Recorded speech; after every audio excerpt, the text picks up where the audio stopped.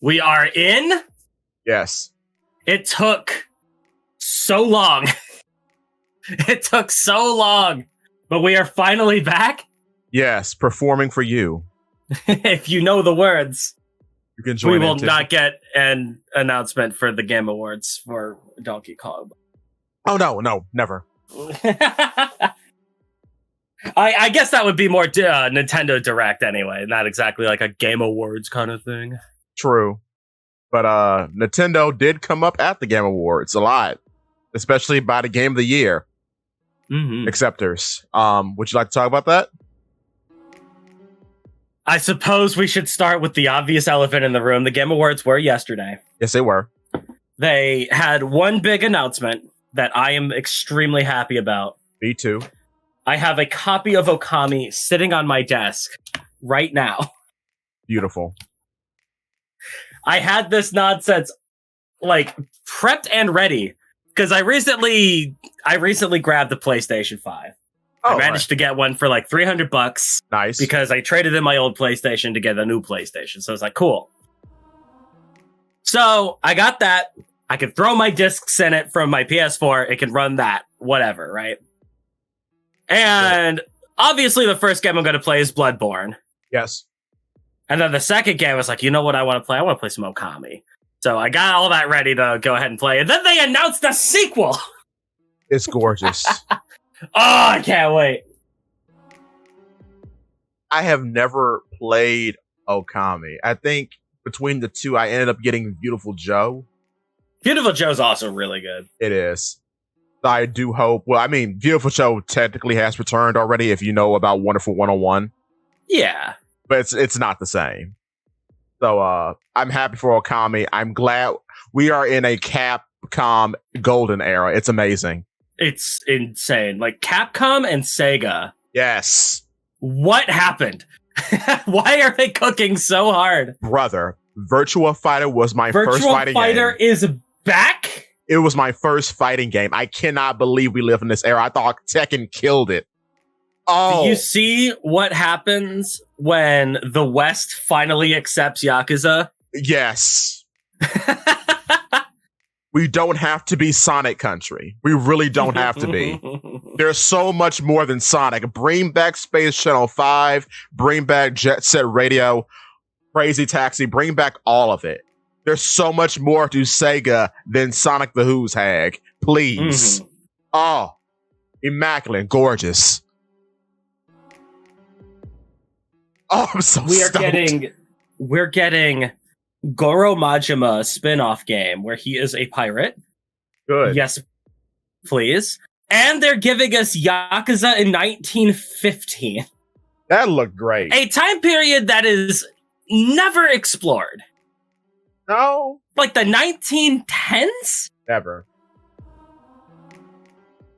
Like when it comes down to like the 1900s, what are the general like time periods that we always go to? 70s. It's always the Roaring 20s. Yeah, 20s. It's always the Roaring 20s. It's always World War II, and then it's any decade that people lived through and are still alive. Yeah, which so 70s, 80s, 90s. That's it. And more so, but the first half is like World War II, and then nothing else happened. True. So a 1915 Industrial Revolution, like John Henry Yakuza game. It's sick. That's sick. Are you kidding me? How are they cooking so hard? Oh, I love when Sega and Capcom are good. Oh, new Naughty Dog game. You know what? I'm liking it. I am hesitantly optimistic. Me too. Because I'm glad that The Last of Us is doing well enough to fund making live action video game cutscenes. Yeah, true. And if we have to resell a remaster of a 4-year-old game, then by all means. But I'm so glad. I am so happy we can finally escape the shackles of zombie game. I'm so tired of The Last of Us. I was always of the opinion, even on the PS3, that both Uncharted and The Last of Us were the death nails of Naughty Dog, because this is a grand departure from what they were originally. And people love Uncharted. They do. I hate it. I absolutely despise it. I got Uncharted 2 for my PS3 back in the day. I booted it up and turned it off immediately. I do not like it. Ain't Uncharted 2 the bad one, though? I don't even know. I've heard it's the bad one. I've heard it's the good one. I don't care. But this has legs. This has promise. Ball girl cute. Kind of like her. I like her big dumb Akira vest. I hope she gets on an Akira motorcycle and does an Akira slide. I like her what did you call that music? The sound bar. I like her sound bar katana blade. I like all of the product placement. It makes me want to go out and purchase a Porsche vehicle. I too want a Porsche spaceship to ride down the street in. That is hilarious. Like, I don't know if I should hate or should love the product placement, because it's so blatant that it almost feels like intentionally period piece, if that makes any sense. Yeah, Adidas shoes too. Wow. Like, it feels like it's being intentional and trying to call back to a time where the period was a little bit more blatant with product placement, like back in the 90s. Yeah. So we love our bald. I love being sold products. I love product. I love bald female Star-Lord from Guardians of the Galaxy. It won't be Star-Lord because she doesn't use guns. All right, she used sword. True. She uses sword. So that is pretty neat. I hope this is a banger and it does not blow all the Last of Us money, because that would be sad. I would be. I mean, it's a Naughty Dog product. It'll sell for the PlayStation 6.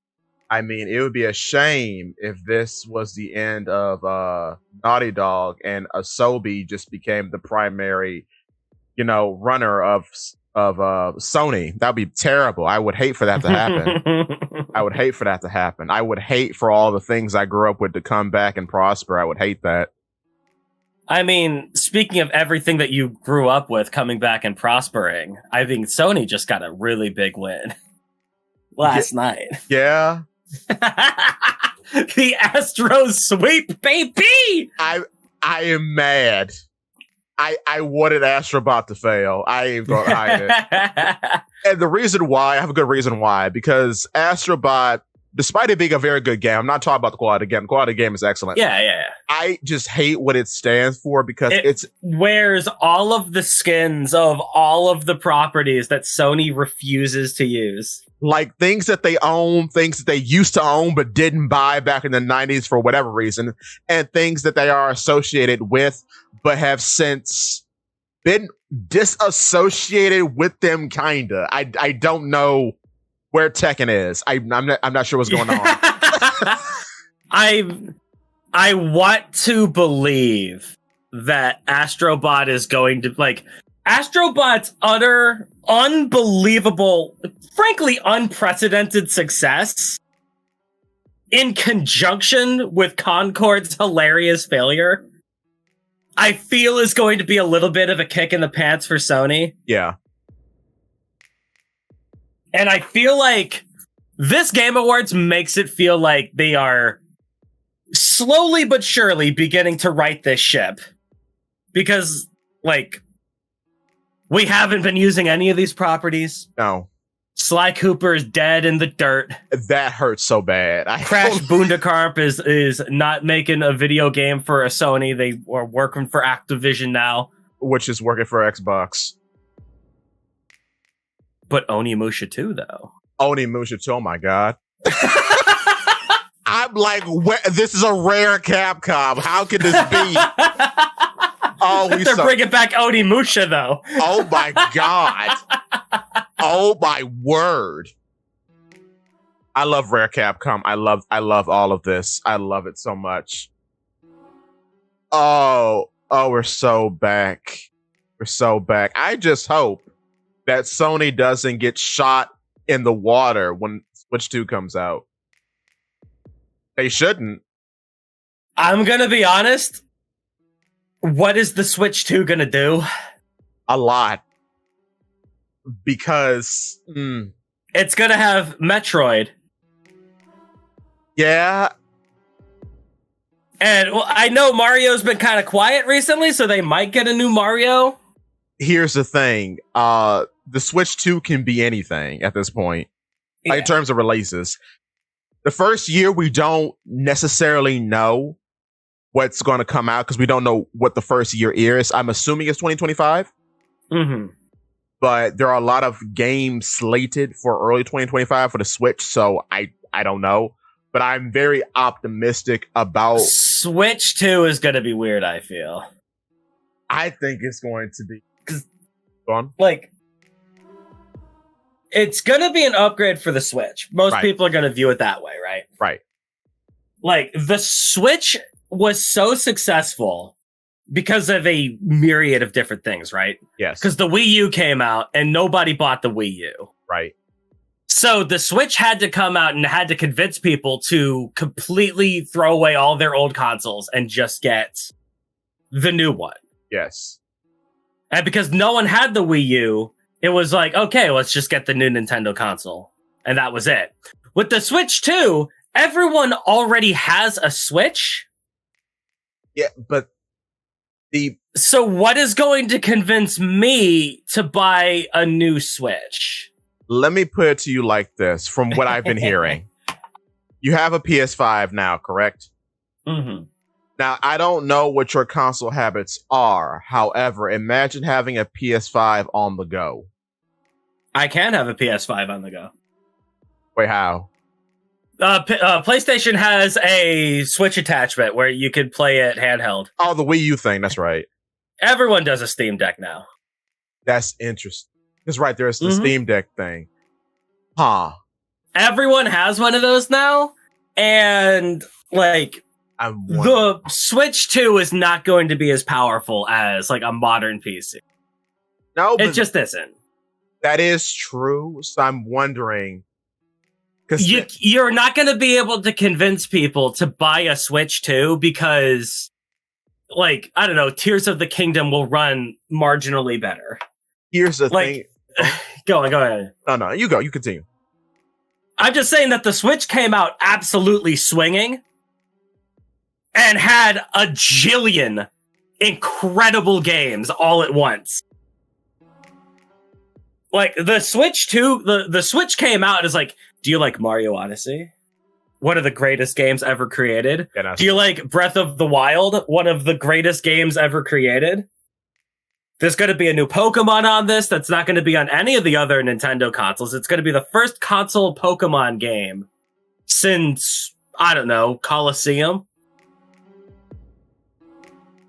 Technically, yeah. And then, like, it was just everything. They came out with so many good games. It was insane. The Switch 2?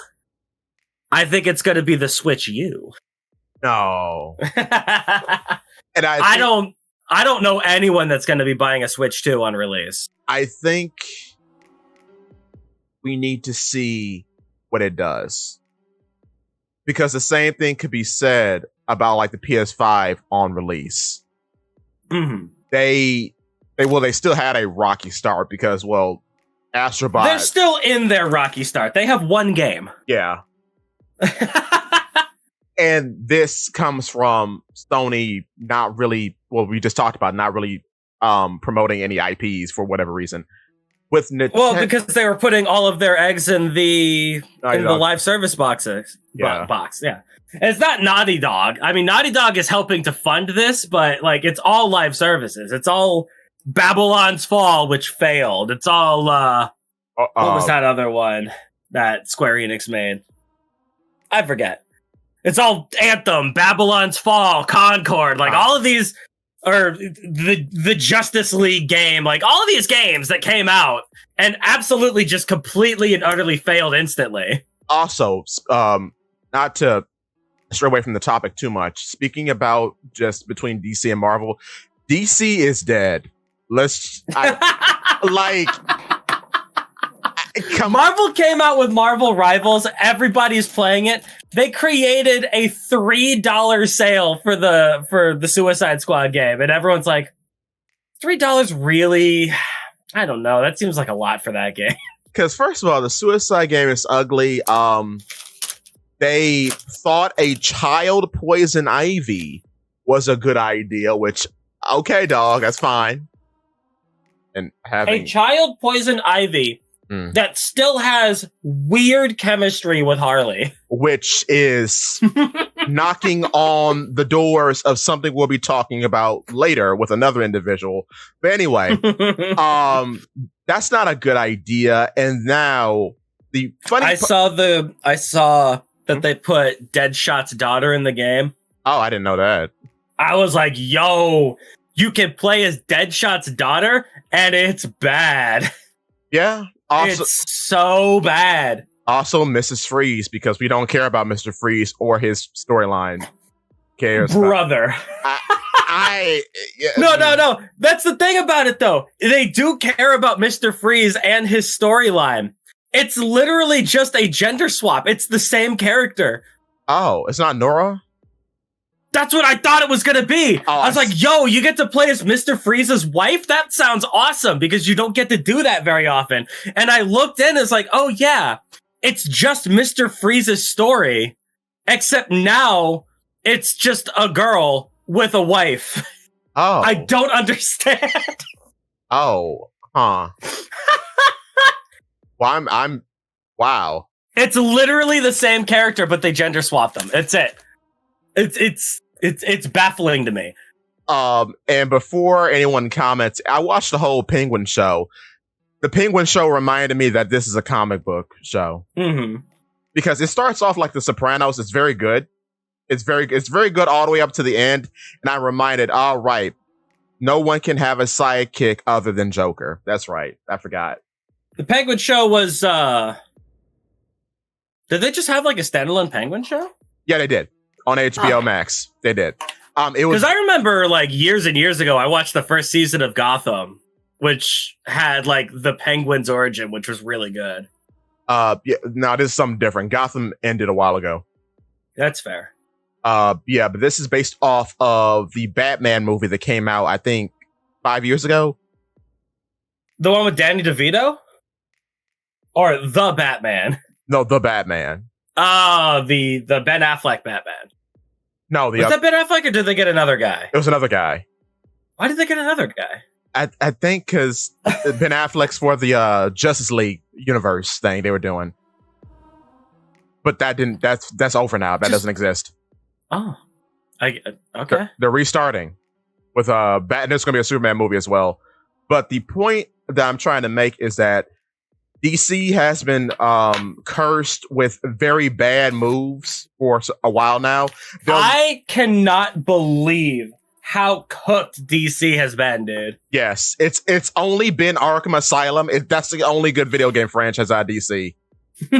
Because everything that they have collaborated with that involves Mortal Kombat is either ugly or bad to play or both. It's sinful, yeah. Dude, DC had a... oh, God, what was it called? DC had an MMO. Yes, they did. A while ago. They did. That was actually incredible. It was like that old superhero MMO that everybody used to play. I used to play it. I forget its name. City of Heroes. City Heroes, yeah. It was like City Heroes, except it was DC. It was really cool, and I liked it a lot. I remember. Like, DC has the soul within them. Yes. They have the capability to make good moves. Why do they keep doing this? And for another timber in the fire, there are also DC characters in the miraculous fighting game called Multiverses. Mm-hmm. And you have to be pretty incompetent and pretty what's a good word that I can say on here? Pretty bad. Pretty bad to have Raven's huge posterior in a game, and you still don't make any sales. How on earth can you not sell Raven to Twitter artists, I will call them, with the biggest behind?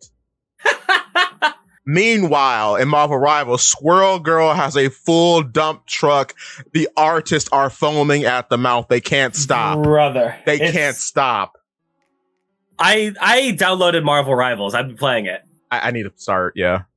It's all right. I think it's fine. I'm just like, I would like this game a lot more if I could stand Overwatch games, but I don't like them. Fair. But you can play as Rocket Raccoon and you can ride on Groot. So it's a good game.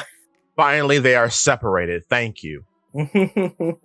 And since we are in a Capcom golden era, you know what's coming soon. Marvel vs. Capcom's coming. It gotta be. I don't know, man. Come on, bruh. No. It's gonna be, dog, after Infinite failed so badly. They've learned. It's gonna be really hard to convince investors, especially Disney investors. Because Marvel vs. Capcom 2 is back out. And like what Maximilian Dude said, like, these things come in waves. When they're putting feelers out, that means there is interest. True. So that's why they've been putting Virtual Fighter in every Yakuza game. Exactly. And now, all of a sudden, where are we? At the Virtual Fighter for real for Smash. Mm-hmm. Make Akira a real character. That'd be fun. Because now he's like an assist trophy. But yeah, I think we're pretty good. But what's not good, are we done with the not multiverse? Are we done with the Game Award stuff or anything else you want to mention? I just want to mention that because it won Game of the Year. Yeah. I decided to boot up my PlayStation 5. Okay. And boot up Astro's Playroom. All right. To see what the hype was about, right? I decided to boot up the demo for Astrobot. Dog, it ain't even close. It ain't even close. Unbelievable, incomparable, inhumane amounts of soul. Yeah. I've been playing through Mass Effect recently because I just threw a bunch of mods on there and I wanted to play through Mass Effect. Yeah. And I've been having fun. I've been having a good, ripe old time. When I boot up Astrobot, it's like giddiness. Yeah. It's like Christmas Day excitement. Yeah. It's like childlike wonder electrifying through every single bit of my body. I cannot believe some of the stuff that they do this. They play your footsteps through the controller speaker. Yes. And whenever you move onto a different surface, it has a different sound effect. It's like, this is soul. Just like tiny things. I get so excited for tiny things. And Astrobot is all of the tiny things. They have a gacha slot machine. Yes. And they make it hard for you to pull the triggers on your controller to simulate resistance of a slot machine bar. That's cool. This is what the entire library of the PS5 should be. Not so much in terms of theme, but in terms of effort put forth between the hardware and the software that you are playing. I can't believe that nothing on this console does anything with that stuff. And again, shame on you, Sony. You see how good Ape Escape is in Astrobot? You should have kept Ape Escape. Could you I would have one. I mean, Astrobot is basically what Ape Escape is. Yeah, it is. Because Ape Escape was a tech demo for a controller. Yes. Astrobot is exactly that. Yeah. And oh my god, I'm just thinking of like all the different things that you could do, man. Like a Sly Cooper game where you have to listen to your controller. Yes. Because it will depict enemy it will depict like enemy paths and stuff like that when they're close. I my agree. God. Also, Because you remember in Sly Cooper when you would be like sneaking around, you'd be near an enemy, and it would change your footsteps to like doom doom doom. Yeah, doom, doom. It plays the music, Imagine yes. that playing through your controller. That's hot. That's hot. And your controller like vibrating at the enemy steps. Like, doom doom doom. Oh my God. It's like so much just haptic feedback for a stealth game would be insane. And how it would look, that noir style, oh my God. That's why, like, if you had told me that it would be Ratchet and Clank who lives and everyone else would die, I wouldn't believe you. Because I am an avid Ratchet and Clank player. I've played the majority of them. Mm-hmm. It's a bad franchise. I'll say that. No, I'm not even sure it's bad. It's a good game, but a bad franchise. Yes, it's good. The third one is the best one, even after like the ones on the PS3 and 4. The third one's the best one. After that, you can see them repeating patterns. It's not like Mario, in which like, yeah, it's a platform game, but it's a new theme every time. Yeah. Ratchet and Clank is the same guns with different names. Cool. Every time. And we gave up Spyro the Dragon for this. Spyro the Dragon was a smorgasbord, a charcuterie. What's the name of it? What's the word? Oh my God. The board with all the cheeses and meats on it. Oh, a confectionery? No. Charcuterie. It's every Spyro game is a charcuterie board of themes. Mm-hmm. And here it's like, oh, we're a rat in space. In that defense, Spyro had like 4 stinker games in a row. Those are not the responsibility of Insomniac nor Sony. It's Sony. I know, but if you're trying to convince investors that people want a new Spyro game, and you point to the last 4 games that they made.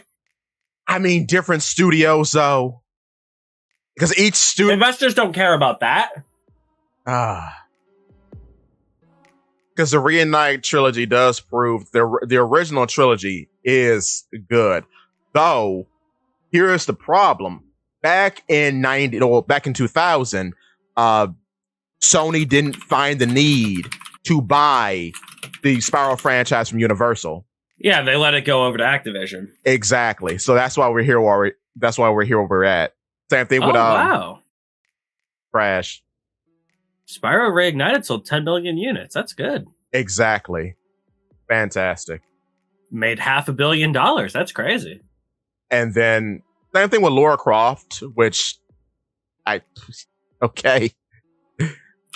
Lost her to Crystal Dynamics, which is fine. Let's see. Which you really didn't even need Nathan Drake. That's why I have so much ire for Uncharted. See, like 10 million copies is pretty good. The Crash Bandicoot sales doubled it. Thick. Good. Good. The Insane Trilogies, it sold 20 million copies. So that's the point. That's how much you need. That's how many copies that you have to sell to convince people that they actually want this franchise to make a 4th game. But we don't have any of them right now. It should be like Mario.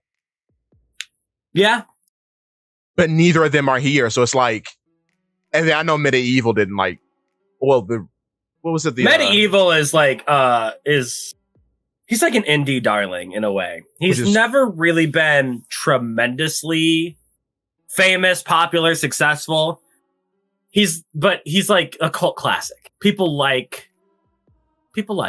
And people like Medieval. Sony has him. Sony actually owns him, but they just made a reboot of him on the PS4 and never touched him again. But he's an Astrobot. So Giggity Dog, Fat Princess is an Astrobot. Yeah. I could not believe it. Another game that they won't make, which was good. I played it on the PS3. That was very excellent. I mean, how many units did the Medieval remake sell? I don't even know. I mean, that's probably why they didn't do anything with it. Medieval remake sales. Like, did it actually sell anything? I don't even know. I kept meaning to pick it up, but I just didn't. Like, do you know anyone who picked it up? I don't. I don't. That's a shame. That's the thing about it, man. They put out the feeler. Yeah, they did. I can't be mad. They tried. They did try. You want us to put Last of Us money into Medieval? Yes. A game that nobody bought when it was out, and then nobody bought when we tried to make it again. Yes. I just want the things to come back because they're all good. Well. Oh, that's right. Speaking of Sony, last thing, I guess. The guys who made Ico, Shadow of the Colossus, and Last Guardian are coming out. Saw. Oh my god. It looks cool. Don't know what it's about. Looks cool. But yeah, I think people did. I think that's the most popular one though of the three. Shadow of the Colossus. They did make a remake for that, which it was really touching. They put more secrets in there for the people who have been secret hunting in that game for years. Yeah, that was cool. I like that a lot. Apparently, I am honestly really surprised that Shadow of the Colossus didn't have a Dark Souls effect. Oh, it did. I was talking to a friend of mine about it and KMDP, and he brought something very interesting to my attention. After, like, in the next generation, so the Xbox 360, PS3, Wii generation, you saw a lot of bloom on a lot of games. An excessive amount of bloom, like in Gears of War. I mean, yeah, like bloom and like camera tricks and stuff like that is a very good way to symbolize like how it affected how people could make games. But I'm talking like Shadow of the Colossus. I am shocked that we didn't immediately get a Prince of Persia game that was that. True. That was about climbing on giant monsters and trying to kill it. Yeah, Prince of Persia took like a weird backseat and came back like in the mid 2000s, right? I'm just surprised that with how critically acclaimed and how everyone loves that game, that we didn't invent like we didn't have a Souls-like effect. Yeah, where everyone was suddenly trying to mimic the genre. I'll climb big thing and stab it. I see what you mean. It's weird. Because you think that would lend to like properties like Godzilla and such. Oh, dude. or they retrofit Rampage into something like that. Mm-hmm. That, you know, you're right. That's weird. How did we not get a Turok game? Where Turok is climbing on giant dinosaurs and stabbing weak points. That is true. How did we not get a Conan game? It's weird because then Capcom kind of went back to Shadow of the Colossus randomly with Dragon's Dogma. Yeah, like Dragon's Dogma is the only game that took what Shadow of the Colossus was doing and tried to iterate on it. Which then fed back into Monster Hunter, I guess, right? Sort of. Monster Hunter is like a little bit weird when it comes down to its quote-unquote mounting mechanics. Because, like, Shadow of the Colossus is about, like, positioning, right? True. It's about, like, climbing around, trying to... It's more about the parkour aspect of it, where it's about, like, rock climbing, get to this spot, find the safe spot, get to the next spot, stab. Right. Whereas Monster Hunter is just like, you're on their back, now do the stabbing minigame, and then they fall over when you win. True.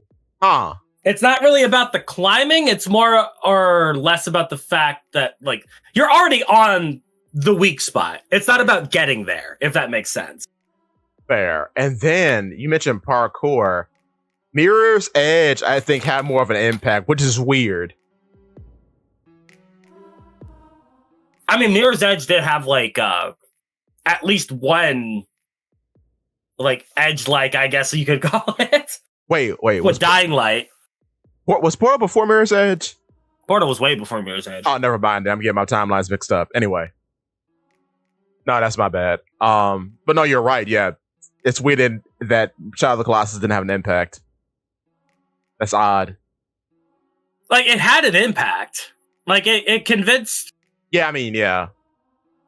I mean, without Shadow of the Colossus, we don't get Last of Us. Because Shadow of the Colossus was one of the first games that made people look at a video game and go, oh, cinema. Right. Like, we could make a game cinematic. We could make a game like a movie. Which was really, like, the core of what Shadow of the Colossus is. Yeah. But normally when you get stuff like that, people don't try to copy the core.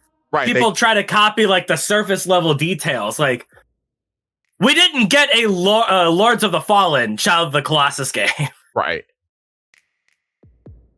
And then, I mean, you're seeing the effects of that, like, from so many hero shooters trying to emulate Team Fortress 2. Yeah. But it's not really about teams. Or to a lesser extent, they're trying to emulate Overwatch. Yeah.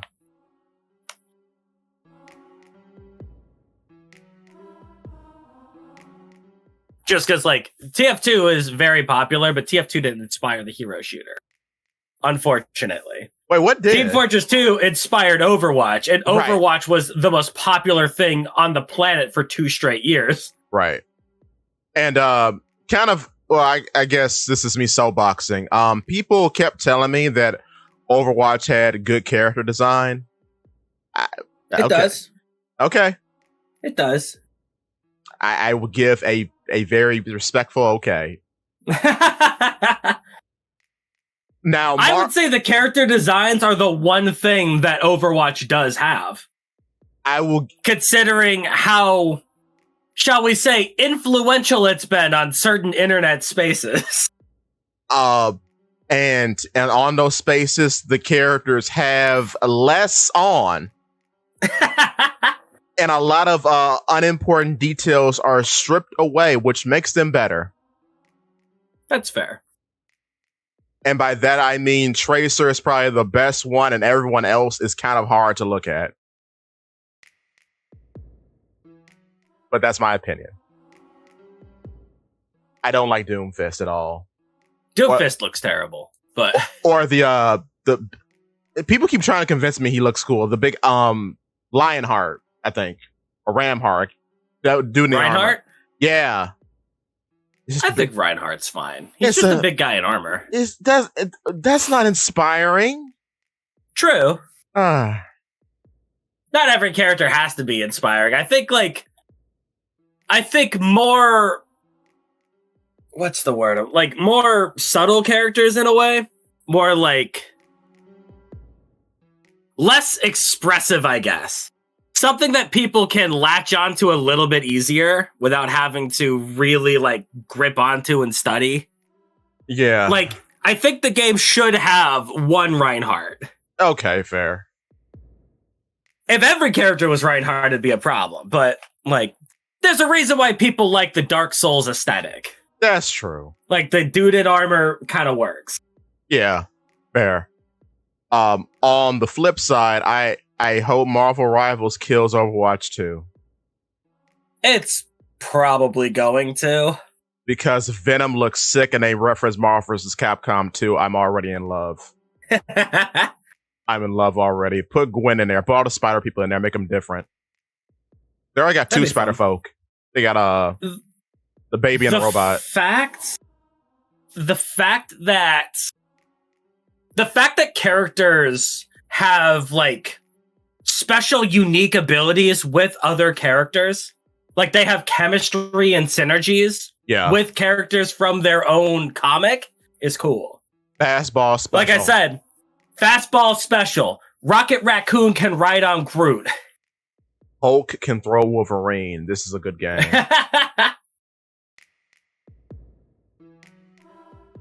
My God. And the fact they make all the shooty boys different is impressive. Because they're kind of, I guess, Punisher's kind of like Soldier, I guess. Or in a way, yeah. Yeah. Like, Punisher is Soldier if Soldier had a turret that he could put on the ground and make the game a turret section. Yeah, like NG. True. It's not even like engineer. It's what's the word? It's like a mountable turret. What? It doesn't run automatically. Yeah, no, Engie does that. Oh, does he? Yeah, you can control the turret. And then I think it was called Sidewinder. It's like a little like joystick remote. I've only ever played base TF2 classes. Fair. I have not got deep enough into that game. I went so deep. I was a big TF2 head. I know a lot. And still no one can amount to Spy, but that's all right. Oh yeah, of course. That's fine. Spy kind of has to be overpowered because if he's not, then he is completely worthless and no one will ever play him. True, because he is very middle ground. Yeah, like the fact that everyone doesn't play Spy is already a testament to how good that game's balance and design is. True. I do like the little baby shark guy. He's great. Mm-hmm. Jeff is good. I like Jeff. He's so much better than was it Multiverses that had their own special guy, Rain Dog? I hate that thing. It is so ugly. Oh my god. People like that thing. But Jeff, to be fair, Jeff is from a comic. Jeff is from Jeff is at least from a DC property, yeah. Marvel. Yeah. Oh yeah, Marvel. What is it? Gwenpool. He's from Gwenpool. But because Gwenpool's about a person from the real world coming into the Marvel universe, so she knows all the comic book stuff. So she's kind of like Deadpool in that she breaks the fourth wall by knowing a lot. Yeah. Yeah.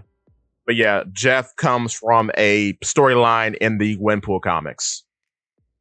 And he is better than Rain Dog because Rain Dog is the ugliest thing. Imagine making a multi-property game and you put so much work into your OC. I can't believe they put their OC in that game before Raven or Ben 10. And not only that, like what is said in a video about it. Even manage. The fact that there's a world, a Powerpuff Girls world, in which the head of Anubis specifically turns you into Rain Dog. Yeah. Like they love. Look at all the dog characters associated with Warner Brothers: Scooby, Courage, Hong Kong Phooey. They put Rain Dog in before Scooby Doo. Oh my god! They put Rain Dog in before Barney Rebel. Before Fred Flintstone. There's no Fred Flintstone, the king of Hanna-Barbera. There's no Fred. There's no George Jetson. At the very least, they got Tom and Jerry, which is enough. Like between Tom and Jerry and Scooby-Doo, that's enough Hanna-Barbera representation, I guess. Yeah, because Tom and Jerry is a big deal. Because there's a lot of Warner properties that we gotta put in, right? So, like, one base representation for Hanna-Barbera is fine. Yeah. We don't need them all. But between Marvin Martian and Daffy Duck, I would have chose Daffy Duck, but that's just me. I mean, between Scooby-Doo and Rain Dog, I think the answer is obvious. Rain Dog, obviously. My favorite character, Rain Dog. The fact that we lean so far into this stupid Ultra Instinct thing and we don't make Scooby Beerus. Yeah. I mean, if you're just gonna do that. And we're doing Dragon Ball stuff, we don't have Tom from Toonami. That's fine too, I guess. Whatever. I mean, let's be perfectly honest, though. The people obviously knew about Shaggy Ultra Instinct. How much Dragon Ball do you think that these guys watched? None. Not an ounce. Like, they probably watched a lot of Dragon Ball Z. Yeah. Like, because everyone watched a lot of Dragon Ball Z. Everybody knows it, yeah. So, yeah, everybody knows that. They saw Shaggy Ultra Instinct. They saw, like, the funny music. Go with that. They're like, oh, it's like Shaggy going Super Saiyan. Because I remember Super Saiyan because I watched Dragon Ball Z. Do you think they've made it to the Tournament of Power? No. No, not at all. Also, just to despite Mortal Kombat, What's a very popular Mortal Kombat quote? Do you know, Zakk? Off the top of your head. Get over here. Exactly. That's why the whole franchise is bad. Scorpion. Oh wait, it's Hua and Hee Ha. Exactly. From my favorite character, Liu Kang. That's why they fail. Honest to God, that's why they fail. Like, Kyo is the main character of King of Fighters. No one cares about Kyo. People care about Kyo, but he is kind of overshadowed by just how much personality is in all of that game. Who's in Street Fighter? Ryu Hayabusa. No. Terry Bogard, baby. Nope. It's all about Terry. Also, I saw the My trailer. Goodness. Wow. We're not censored at all. This is a video game for good boys and girls. We can't put her in Smash. She even says she's a good girl in the trailer. I'm like, oh. All right. Okay, Masahiro, you heard her. She's a good girl. Put her in Smash, please. Okay, so I guess we'll talk about the other thing before we get into the chapters. Or what do you want to do? I suppose. Okay, who's going first? I think as the voice of reason here. Oh, what up, Blizzard? Sorry, I didn't pay attention to the TikTok at all. Hello, everyone. Thank you so much. 3.1 likes, 1,000 likes. Thank you on TikTok. Sorry. Oh my God, we're crushing it. Thank you so much, everyone. Game Awards, baby. I'm so sorry. Get ready to take all those likes back because we're about to talk about Jello Apocalypse Boys. Yes. It's just a big thing happening in the community. I don't want to dwell too long on this, I guess. Yeah, we won't. But yeah. Let's be perfectly honest with ourselves here. Yes. A lot of this is very surface level One Piece, like, noticing things, right? Yeah. Like, when you watch this video, it feels like you're basically going through, like, One Piece Twitter. Yeah. Where most of what they're saying is probably what you'll hear from the community. Yes. It feels like Jello does have his finger on the pulse of the One Piece community. And the fact that he says all the things that he says, I feel is getting people riled up because they hear it so much. Well, I'll let you continue and then I'll come in. But I think he does have some points. He has said quite a few things that I have heard people say, and maybe I have even, like, alluded to myself in certain ways, right? Like, it feels like Jello is going through... It's one of two things, right? It's either A, he has been reading One Piece forever. He watched the show originally when it aired on Toonami, like the rest of us, and followed it ever since. Maybe fell off around Fishman Island, came back at Wano. It is kind of like the idea that I'm getting. Either that, or he showed up at Wano and skimmed the rest of the series. Which also feels relatively viable. So, not to get too much into YouTube drama, because I've never been about that. From the information I have gathered, it is very clear that this individual has more things going on that have nothing to do with One Piece, and is particularly sour because of his own weird attempts to change Japanese media in terms of translation. Mm-hmm. Which is unfortunate. Also, some of the claims... He used to work at 4Kids. Oh, he did? No wonder he hates One Piece. Oh, no. Well, no. He worked at 4Kids. He was a contractor for a dubbing company for some anime. And Okay. he decided to change the identity of a particular character because he found her too aggressive for his liking. Which is why in said video, he completely ignores that Nami has fights and makes some interesting claims about her, but likes Robin because she is demure. Well, it's not even that. Like, he likes Nami and Robin. He's like, oh, they don't get fights. Which is what you would definitely feel if you started in Wano. True. Or even better, if you started at the end of Wano. True. Because if you started in at the end of Wano, got to Egghead, saw like Nami and Robin not doing anything. True. But you remember Alabasta back in the day when Robin was awesome, which clearly Jello likes Alabasta, right?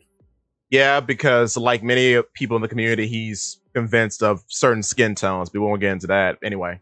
Whatever. Who cares? Yeah, it's not that big a deal. It's not. It's not that big a deal. If you want to draw Vivi like that, go nuts. I don't care about the Vivi part. Oh, okay. I don't. Are you mad about Usopp? I'm not. It's just like, it's weird that with the Robin thing, it's I think people are convinced by the anime, which, I mean, it is kind of Toei's fault in that way because she doesn't have blue eyes, first of all. That's never a thing. Yeah. And she has never been tan, technically. So I get why people come to those conclusions. More importantly, yeah, go on. I like that design better, so it's canon to me. Fair.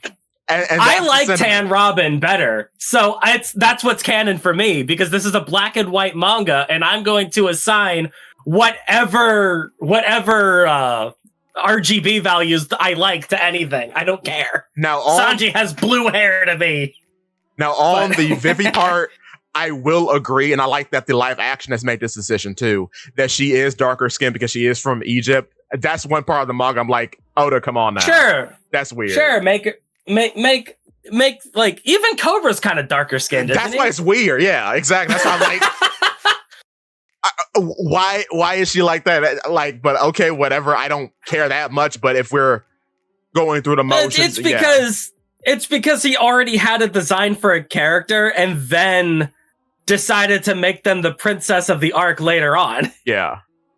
I mean, Miss Wednesday was not supposed to be a major character. Not at all. He said that in an SBS or something, like Vivi was like a spur of the moment type of thing.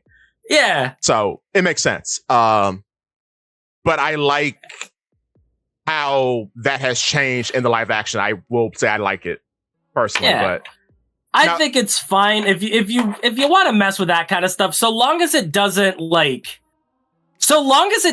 completely like fly against the core of the character. If you're not trying to like rewrite, certain things, like if you're writing Luffy to go, I'm sensing some tension amongst the crew here. Like, that line is way more offensive to me than any skin tone that you could make Vivi. That's true. And that's kind of because Luffy as a character would not care. No, because that has nothing to do with him, and he's emotionally cognizant enough to not point something like that out. And that's kind of like bad Western writing foibles, I think. Yeah. To be honest. But like, Robin being darker skinned, whatever. Cool. I like it. Whatever. Give her a cowboy hat, give her the skin, I don't care. Because I like that design better. Fair. Personally. Another bit, and this is like going to your point, if a person stopped at Alabasta, they don't know anything about Skypiea, which is where Robin has a very prominent fight. But let me rephrase that. Robin has one of two very prominent fights. True. Well, in the series. In the almost 20 years she's been in the crew. That's fair. Like, it's not even the fact that Jello is pointing this stuff out, right? Because this is stuff that most of the community can agree on. Yeah. I would like to see Robin have more fights. She's like the strongest character. Like, in a perfect world, if One Piece was written today, more likely than not, like, Robin is taking over Sanji's spot as the third strongest Straw Hat instead of Jinbei. But no, wait, stop, wait a minute. Here's my. Since you said it, here's why I think he's very disingenuous, because at a point in the video, he goes through all the characters that the series will be good without. What people have pointed out that I did not notice, Frankie is in that list, but it's Frankie in his as the boat. No, not as the boat. When he first shows up in his festival garb, when you don't see his face. Oh, okay. And then Jello blurs his name out in this list. Frankie isn't real in his own year. Who'd have thunk? So that's why I'm like, why specifically are you so determined to erase Frankie? That's just weird to me. Second of all, if you want to talk about a useless character, Jinbei is the useless character in the entirety of the series. Mm-hmm. He's the useless one. Yet, because some people with certain political certain political ideologies tend to take fiction very seriously, they equate hating Jinbei to racism, which is weird, and you should go outside and touch grass. But it is what it is. I feel like when it comes down to fishmen in general, I feel like people get really, really tired of seeing Arlong as the only real fishman representation. When it comes down to this stuff, like, you see Arlong and then you saw Hody as, like, the two major guys, right? Right. And if you are looking at the series from a surface level in general and not delving really too deep into it, you probably don't even know about Hachi or Kami. So, like, you go in there, it's like, oh, Hachi, you mean that guy that was working for that slaver guy back in East Blue? Oh, Hody Jones, you mean the guy that was like that other slaver guy back in East Blue? And then you see Jinbei, and you're like, oh, the guy who's not that.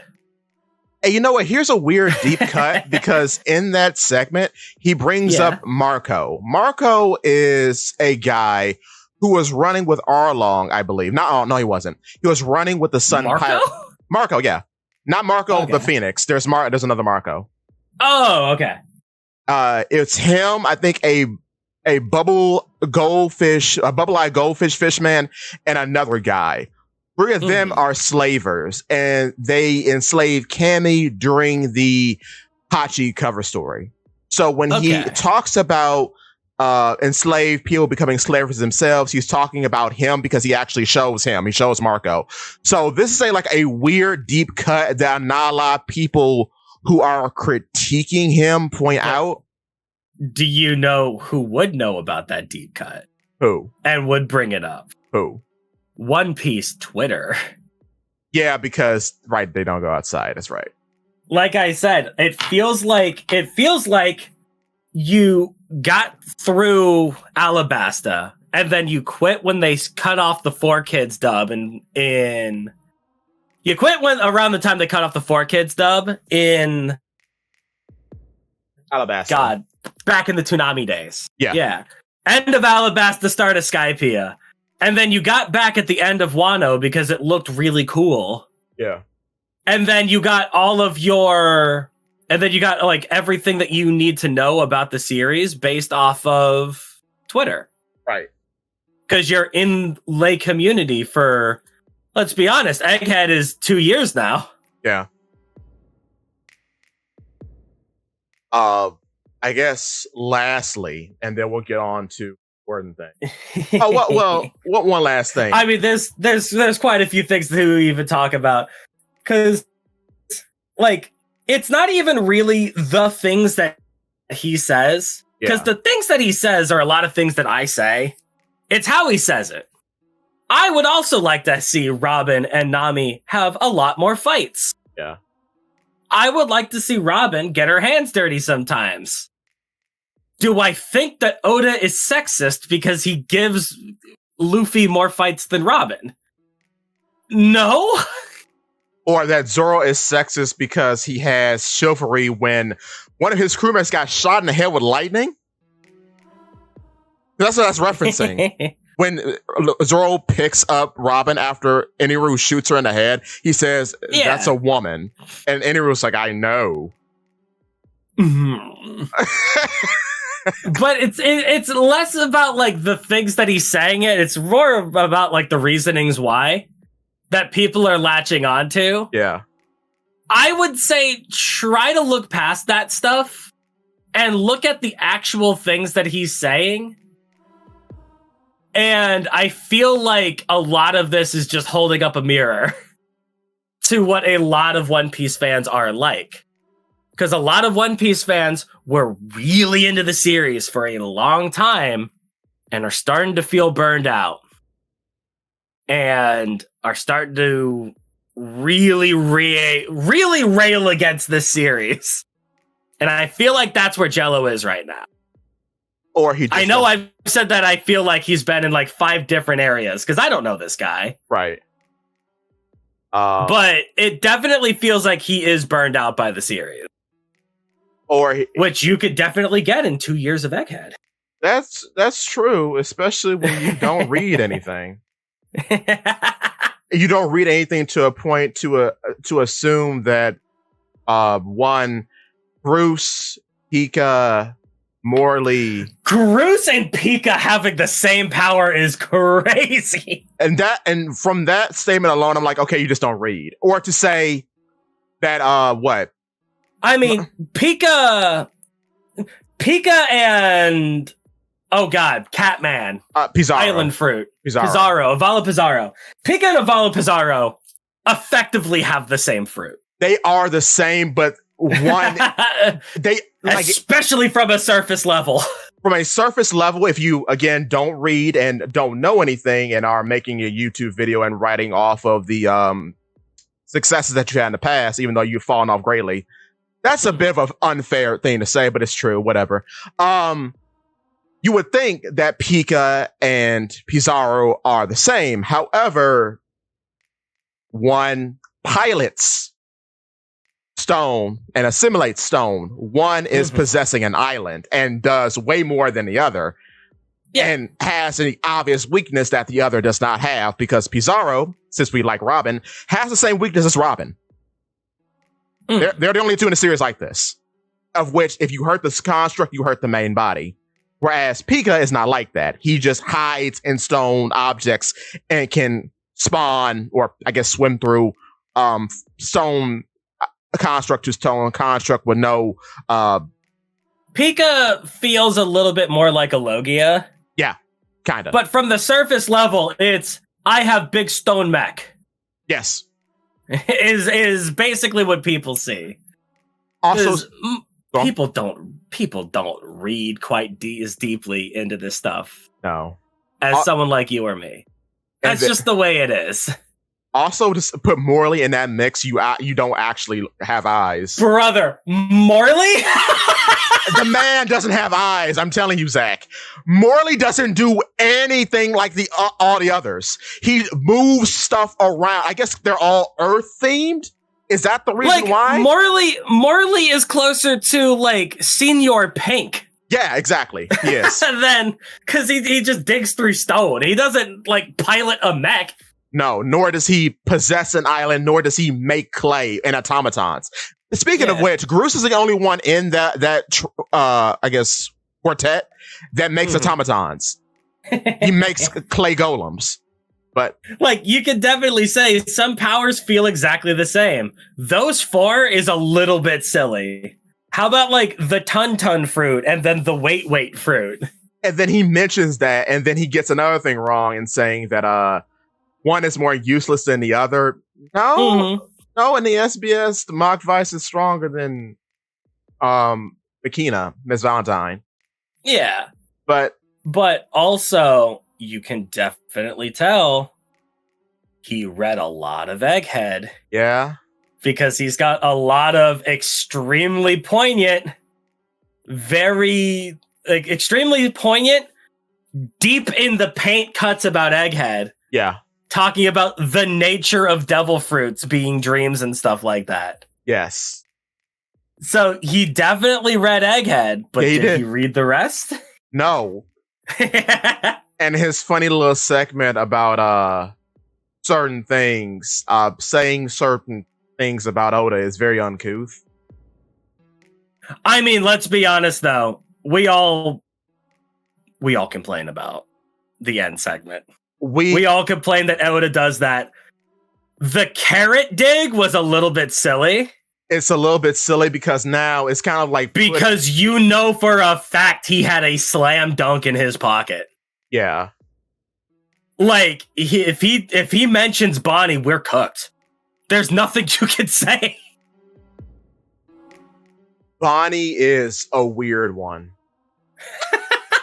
But it kind of shows that he read enough to try to make an argument, but not enough to follow through.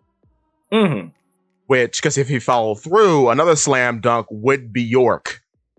Which got me, because I didn't know that until the SBS came out. I'm like, oh, well. Like, at the very least with York, you could say that video production takes a long time, especially if you're making art for all this kind of stuff. Yeah. But, like, because he probably read the SBS later and maybe didn't put 2 and 2 together. Oh, no, he didn't read SBS, brother. He didn't. Yeah, let's be honest. I don't read the SBSs. Most fans don't. Most fans don't need that stuff. I want to see funny pirates go on funny adventures. He wants to see funny pirates go on political espionages. Or political espionages that suit his political view. Or whatever. I don't know. I mean, everyone hates politics until they agree with them, so... True! It is what it is. Like, people don't...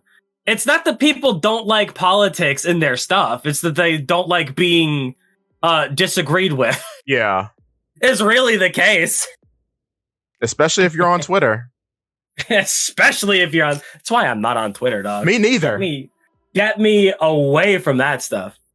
But, yeah. Like, social media does actively make me a worse person. That's why I'm not on it. Me neither. I have been on Twitter since it came out. I have a Twitter. I don't use it. But, like, even the start of the thing, right? Yeah. Oh, it's a fun, whimsical world of pirates, but there's, like, epic political conspiracy. The world is owned by a shadow government, dude. And, like, it goes into Luffy's, like, into Luffy's Pepe Sylvia yarn wall. Yeah. Like, that's something that a lot of the community says. Right. But also, not everyone who owns a boat is a pirate. True. So I don't know where that came from, because then people who are royalty associated with the world government will be considered pirates by that logic, but that's okay. Yeah. Well, whatever. That's all right. Anyway, but you know, it's like let's just go ahead and dunk on the fact that Oda drew 16-year-olds like Pudding and like Shirahoshi and like Rebecca. Which how dare Oda sexualize these children, but Nami and Vivi, who are definitely no, it's very Vivi has definitely never been depicted as a 16-year-old. And let's she's slamming it with Nami, dude. Yeah, she's this adult woman who has been 18 since the start of the manga is kissing a child. That's not a No. Because that would disagree with me. Exactly. And most importantly, because I like Vivi. Also, and I don't like these other characters, so. And it's fine to call Oda sexist, but we are going to come up with the conclusion that females cannot be friends. They have to have a sexual relationship if they are friendly to one another, which is a wild take. Goodness gracious. Like, it's less so I'm trying to... Like, to me, it's less so I'm trying to convince people to join my political affiliation. Oda is political. It's more or less like, I'm going to mention these characters because I don't like them, but I'm not going to mention Vivi because I like Vivi. That's really the end of it. Yeah. The big difference is not... This is more aligning with my politics. The big difference is I like this guy. At the end of the day, that's what all of us are trying to do. I like One Piece. And I'm going to definitely hold a more blind eye towards characters that I like. Sanji? Let's just say that Sanji can be a little bit problematic in a lot of different spheres. But Brook is the same in a lot of ways, but yeah, but he didn't even mention Brook because Brook's not a character to this. He said Bone. Yeah, which is weird that you know Brook, but you ignore Frankie. I can't get over that. And Frankie's considered useless, even though he builds the boat. It's fine. It's fine. I've made my opinion about this. It's okay. Yeah. And that's kind of the thing about art in general, is that you're going to have your opinion on his art. And at the end of the day, his art really doesn't really dictate him. Like, he can't... It's always Death of the Arthur stuff. Yeah. Death of the Arthur. Oh, I need to try that. Anyway, it's really Death of the Arthur stuff. It's like, typically, like, who is in charge of saying what art represents? Is it the author's intent, or is it, like, the audience's intent that matters more? At the same time, is that problematic to be airing in the Western world? In some regards, probably, but no, not really. I mean, if Dragon Ball exists, then no. Yeah. Where it was a bigger problem, but... The culture behind it is a lot different than our culture. Does that mean it's okay to sexualize 16-year-olds? No. No. Not at all. Is it okay to read One Piece? Yes. It's just a weird conversation to have. All I'll say is this: if he ever makes one on Naruto and Naruto gets history right. Oh my god, could you imagine if he rode Naruto? Where Jiraiya... Naruto is the greatest series of all time. Where Jiraiya is lusting after his student after he turns into a girl. No one thought that was weird. Nobody thinks that's weird. Am I taking crazy pills? That is the weirdest thing that I've ever... That's weirder than anything in Dragon Ball. It's weirder than anything in One Piece. What? I mean, when it was coming out, people thought Jiraiya was problematic. I mean, but Jiraiya... The big thing about Jiraiya is that Jiraiya dies, and it's really sad. So we look past that. Also, if you want to talk about sexism, name a useful female in Naruto. Jesus. But Kishimoto gets do I think that Kishimoto hates women? No.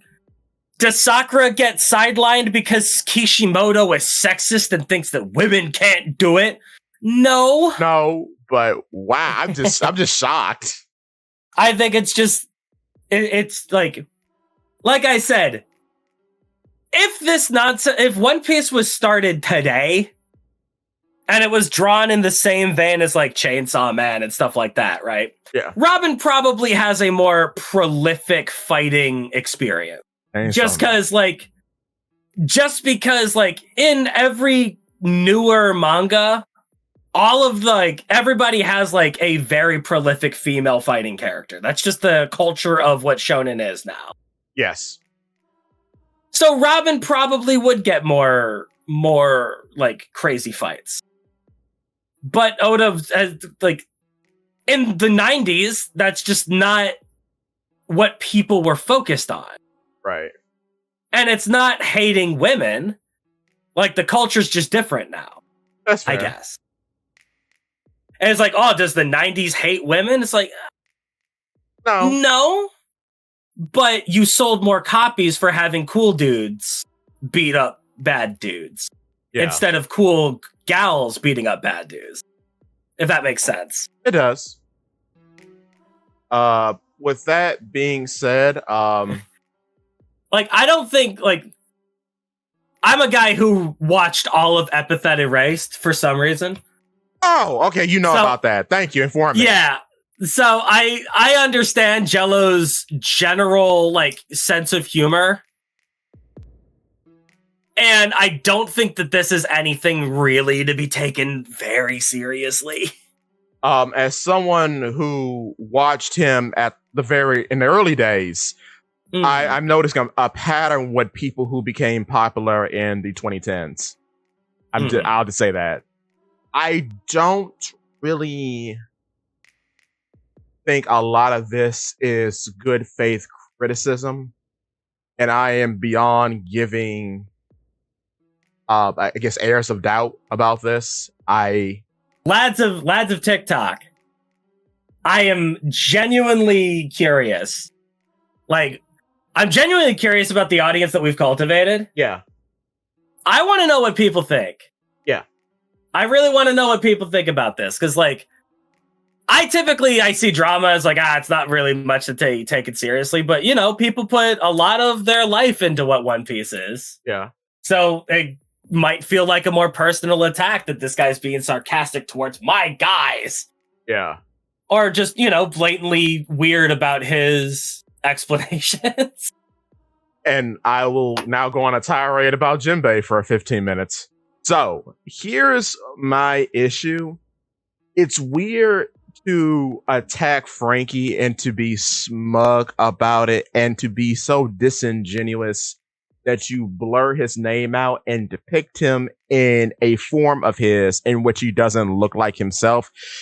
Especially when I would say that out of the three that have joined at the tail end of the story now, those being Jinbei, Frankie, and Brook, Frankie overall is probably the most important one because of Frankie.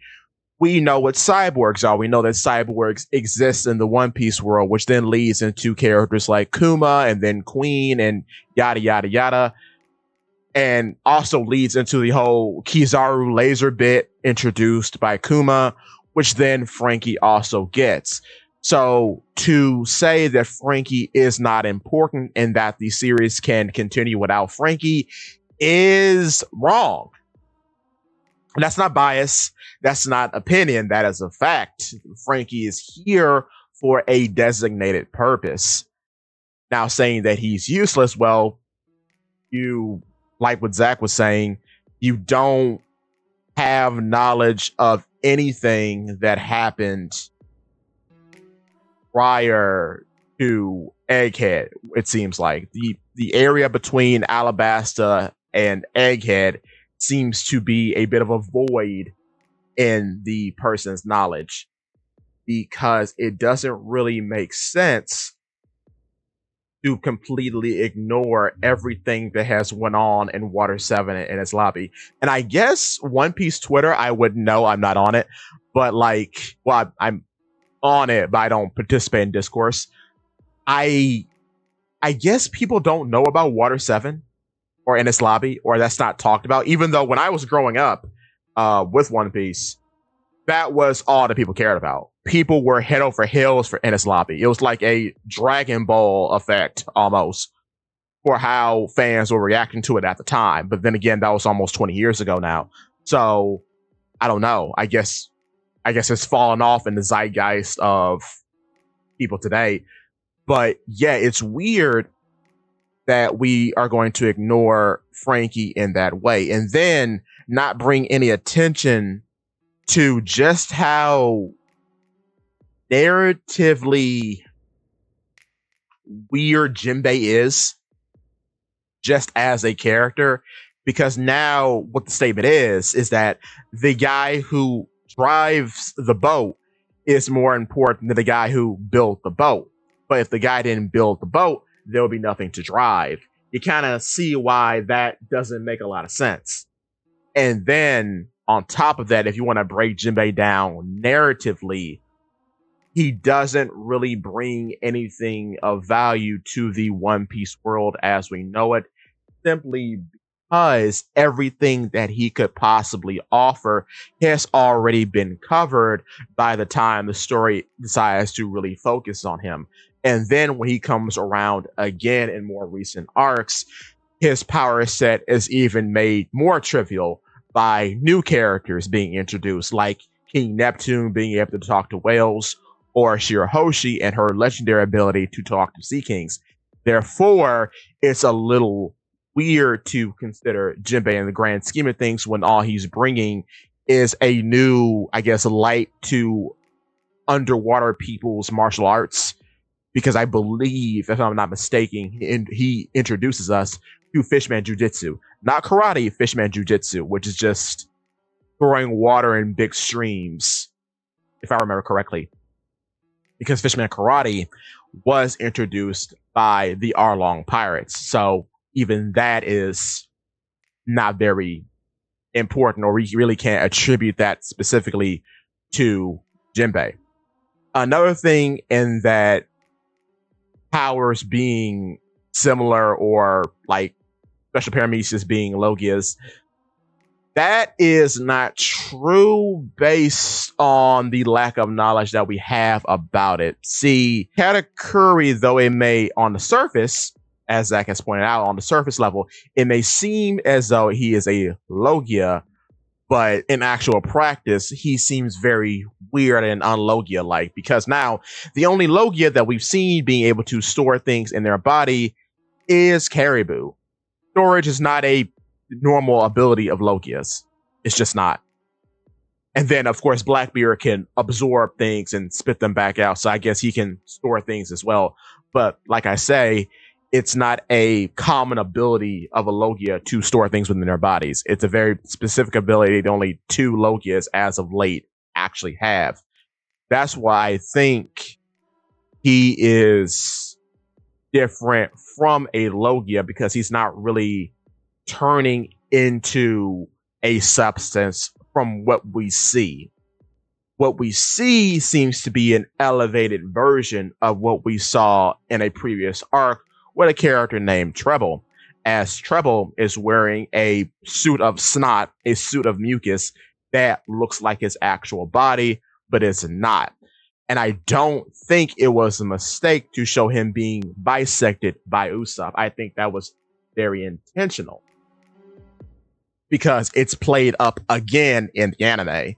So that is not a mistake. That is an actual thing I think Oda had in mind from perhaps a very early point, because as I've said in other videos, I think the idea of the special Logia was presented in Little Garden with a character like Mr. 3. And now that I mentioned that, I have an idea for a video talking about some things that I've mentioned previously regarding Loki, which we'll get into very soon. But I think Mr. 3 was the starting off point of what a special paramecia is, because as we see between Mr. 3 and Katakuri, they have very similar abilities. Even the whole bit about assuming armor, which is weird that no one, I don't think anyone but me, not to toot my own horn, but I don't think anyone but me has pointed out the armor bit, and just the armor bit gets more and more, how do you say, complex as we move forward, because Mr. 3 has Candle Champion, right? And we see it again, of course, in NS Lobby. But the funny part about this is that the armor is a consistent theme almost with a lot of these guys who I assume are special paramecia throughout the story, at least the ones that are focused on. Because we have some like Charlotte Gillette, one of Katakuri's many sisters, who doesn't have that armor bit. She just like makes a weird butter construct and that's it.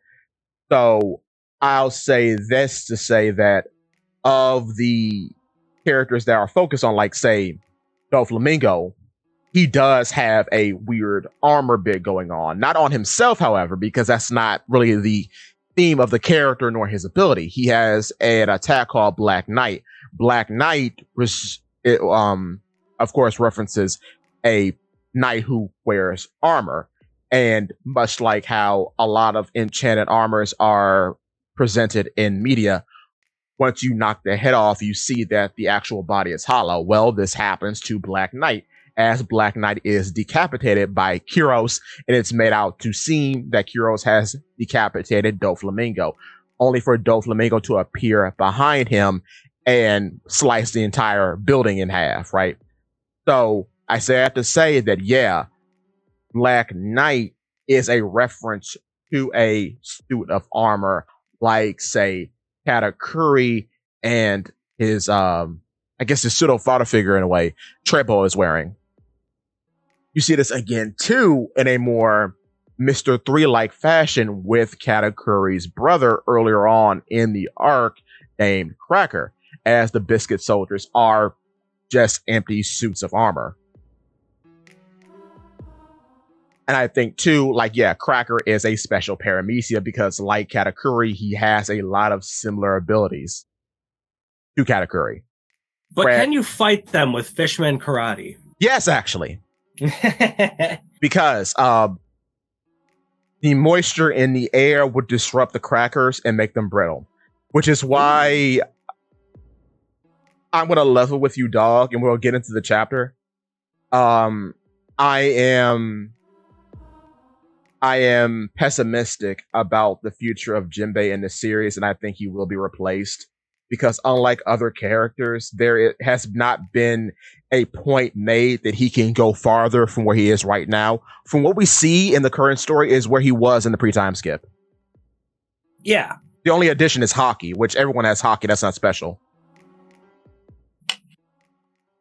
I think we would need to see Jinbei at his peak before we can even begin to consider how he can go further. The problem with Jinbei is that we haven't seen him at his peak. Because we haven't seen Jinbei driven to the limit of his abilities. And I'm kind of sorry to say I don't think that's going to happen. I mean, it won't happen with any of the Straw Hats. Well, I mean, it has happened before. Well, it won't happen with all the Straw Hats, I should say. Well, because let's be honest, how long have Pop Greens been in the series? Well, I mean, yeah, but then Pop Greens at least have different varieties to them. So they're not just made for fighting, they're made for a variety of situations. Yeah. Do you think we've seen them all? We have not. I don't think in how many years? It's been a lot of years, yes. That's what I mean. And that's one of the core 5 Straw Hats. Do you think that we've seen every weapon that Frankie has? Not at all. But that's the point, though. There's more room to explore. How many times is Jinbei going to stand there and hold his fist out? I mean, I've seen a lot of Grappler Baki. There's a lot you could do with Jinbei. Even in Grappler Baki, though, there are so many characters, there's so many different techniques. You've got Biscuit Oliver, you've got Jack, you've got Pickle. There's so many different things to work with. Jack and all his weird body alterations and his obsession with biting. And you have Pickle, who's a weird caveman who can like evolve and whatnot and shift his bones around. Jinbei is a fat guy. Yeah. That's it. Yeah. But we could see, I mean, there's a lot of things that you could do with just that. I mean, between hockey and Fishman Karate and his natural bulk, you could find new ways for him to be defensive. Have him take like an absolute beating and have him manipulate his own body with Fishman Karate to be able to flow like water or some nonsense like that, right? Put him in a fight with Nami, who can also control water. Oh. Even though that makes all the sense in the world, and I totally agree with you, nah. not gonna happen. Like, there are things that you can do with Jinbei. It's just that the Straw Hats have taken a backseat to everything else that goes on in the story. The reason why we got a wonderful like post, like, what do you call it, the honeymoon arc for Brooke. The reason we got a wonderful honeymoon arc with Brooke is because that was a different world that was drawn in. Yeah. That was 15 years ago. And it's weird. Oda has different priorities now. Yeah. Though I will say this, if Bonnie is our next Straw Hat, she is worlds more interesting than Jinbei could ever be. I mean, at the very least, she's tied with the central lore of the series. Yeah. Instead of just the central lore of One Island. The central lore that is going to be wrapped up in One Island. Because, like, let's be real. When Jinbei originally was slated to join. Yeah. When we're dealing with Marineford and Fishman Island, the nature of Fishman enslavement was kind of the core lore of the series. We dealt with it with Arlong, which means it's a core motivation for one of our main characters, being Nami. We dealt with it in Shabodi. We dealt with it in Marineford. We dealt with it in Fishman Island. So it's a constant running theme. Right. That ended in Fishman Island. Right. And has not been brought up again. And we had an Amazon Lily with Hancock and her sisters. That's true. Yeah, and Amazon Lily too, yeah. Like, all these different arcs, this was the core motivation, the core lore of the series. Basically tying the characters in the series to the lore of Celestial Dragons bad. Right. But then the lore's expanded. But you know what's so funny? We're trying to tell a different story now than we were 15 years ago. That's fair. But you know what's so funny about that to me? All the characters who have gotten markings of slavery, meaning Nami and Hancock and Sandra Sonia and Marigold, you know what the kind of the core theme of all those characters are? They're actually slaves. Yeah. And Jinbei was sitting on Fisherman Island with his cushy job as a member of Neptune's army and just decided to join a gang because Fisher Tiger is cool and based. I think there's an interesting story that you can tell with that. Okay. If you bring it up. If there's time to bring it up. Yeah, I think there was time in his flashback, but it was with another character. Like, let's be honest, Jinbei being a character who is effectively just a fanboy of another character and whose entire core motivation is surface level at best and kind of empty is a very interesting plot device that you could make. Yeah. It would be very interesting to try and stretch and try and push that. Well, is this what you actually believe, or you just have some like weird half-hearted, Fisher Tiger nonsense, right? Right. Is this what you actually want, or is this what Fisher Tiger wanted and you're too cowardly to come up with your own dream? And then have Jinbei actually sit down, confront that fact, and double down on his resolve that this is what he actually wants. Yeah. Would be a wonderful story to tell. If we have time to tell it.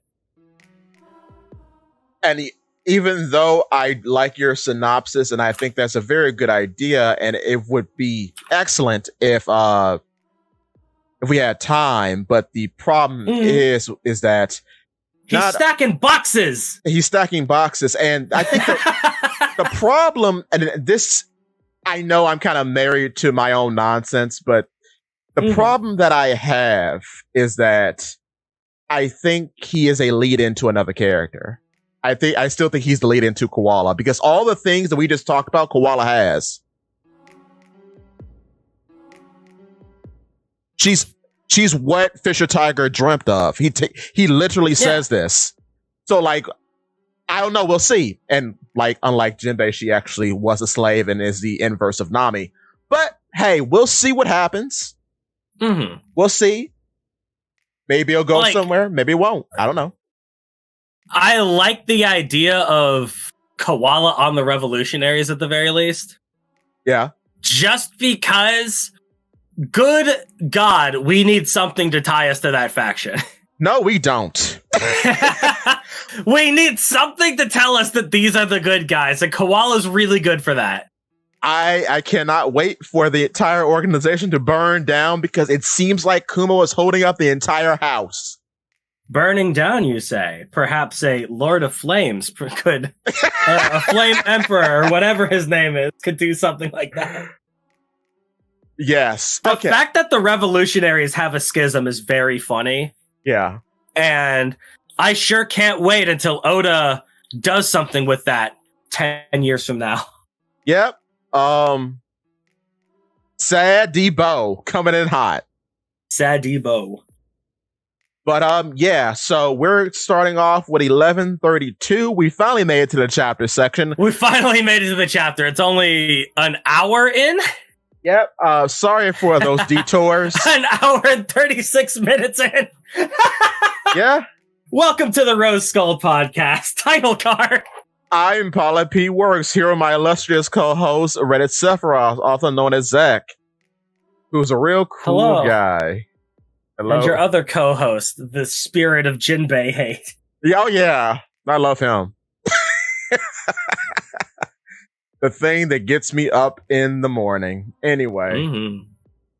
Yeah, we have this baby here who's named Colon, like the thing you poop out of, because we have this weird theme of giants being named after organs and ailments, because GERD is an ailment of some sort. Oh, I read it as cologne. Oh. Like Cologne, but no, I guess that makes more sense. It's all weird. I don't get it. Is a dory when you can't poop? I don't know. Maybe it is. Maybe it's all just poop jokes.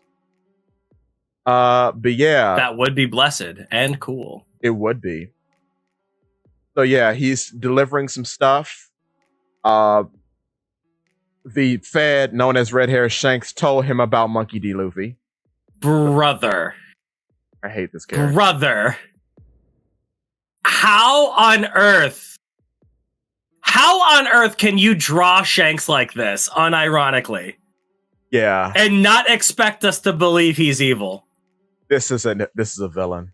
You shaded his eyes. Brother. So, Zachary, are you ready for Holy Night Shanks? Because it's coming. Shanks Figureland, it's happening. Figureland Shanks and his cohorts, Yasop the Blessed, and Figureland Yasop. Yeah. You remember that time in a movie where Usopp pretended to be a celestial dragon? What if it was real? That would be very funny. Yeah, there you go. That would be very funny. Because Yasop sure was quick to blow up that ship that Bartolomeo was on, much like a celestial dragon did once upon a time. Tsasabo. Tsasabo? Yeah, I don't know. I had to leave your mother. I have many wives, Usopp. I have many wives. The celestial dragon. Who aren't long-nosed freaks like Byachi, or whatever her name was. And then Lucky Roo the Wise. Oh my god! Why do I love it now? No! Whom also shot... Well, yeah, he's the first murderer in the series. He just shot that dude in the head. Goodness. Yeah. Interesting. Yeah, Rainbow Bridge. Now, Rainbow Bridge is blessed and cool. Now, when this came out, I was under the impression that no one would catch this but me, but apparently a lot of people caught it. Do you remember Miss Golden Week? The painter. Yes. She did something very similar to this in the Baroque Works cover story.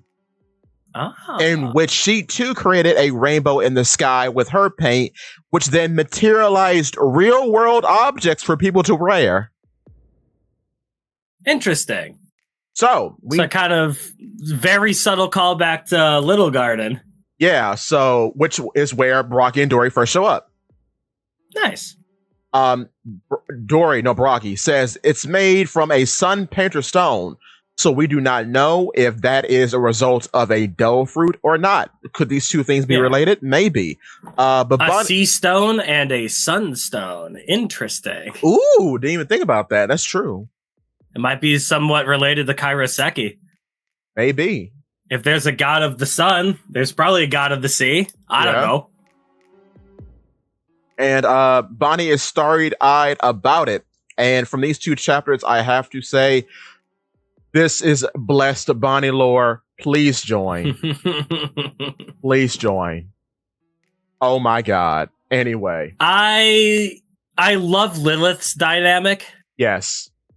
Because every time, like, Lilith's dynamic is kind of what I wanted Frankie to be, but it wouldn't make sense for his character. Yeah. Because he's kind of like a go-with-the-flow kind of guy. Yeah. But the general idea of, that doesn't make any scientific sense. That's silly. And then they're just, like, using magic in this wacky cartoon world is a very funny dynamic.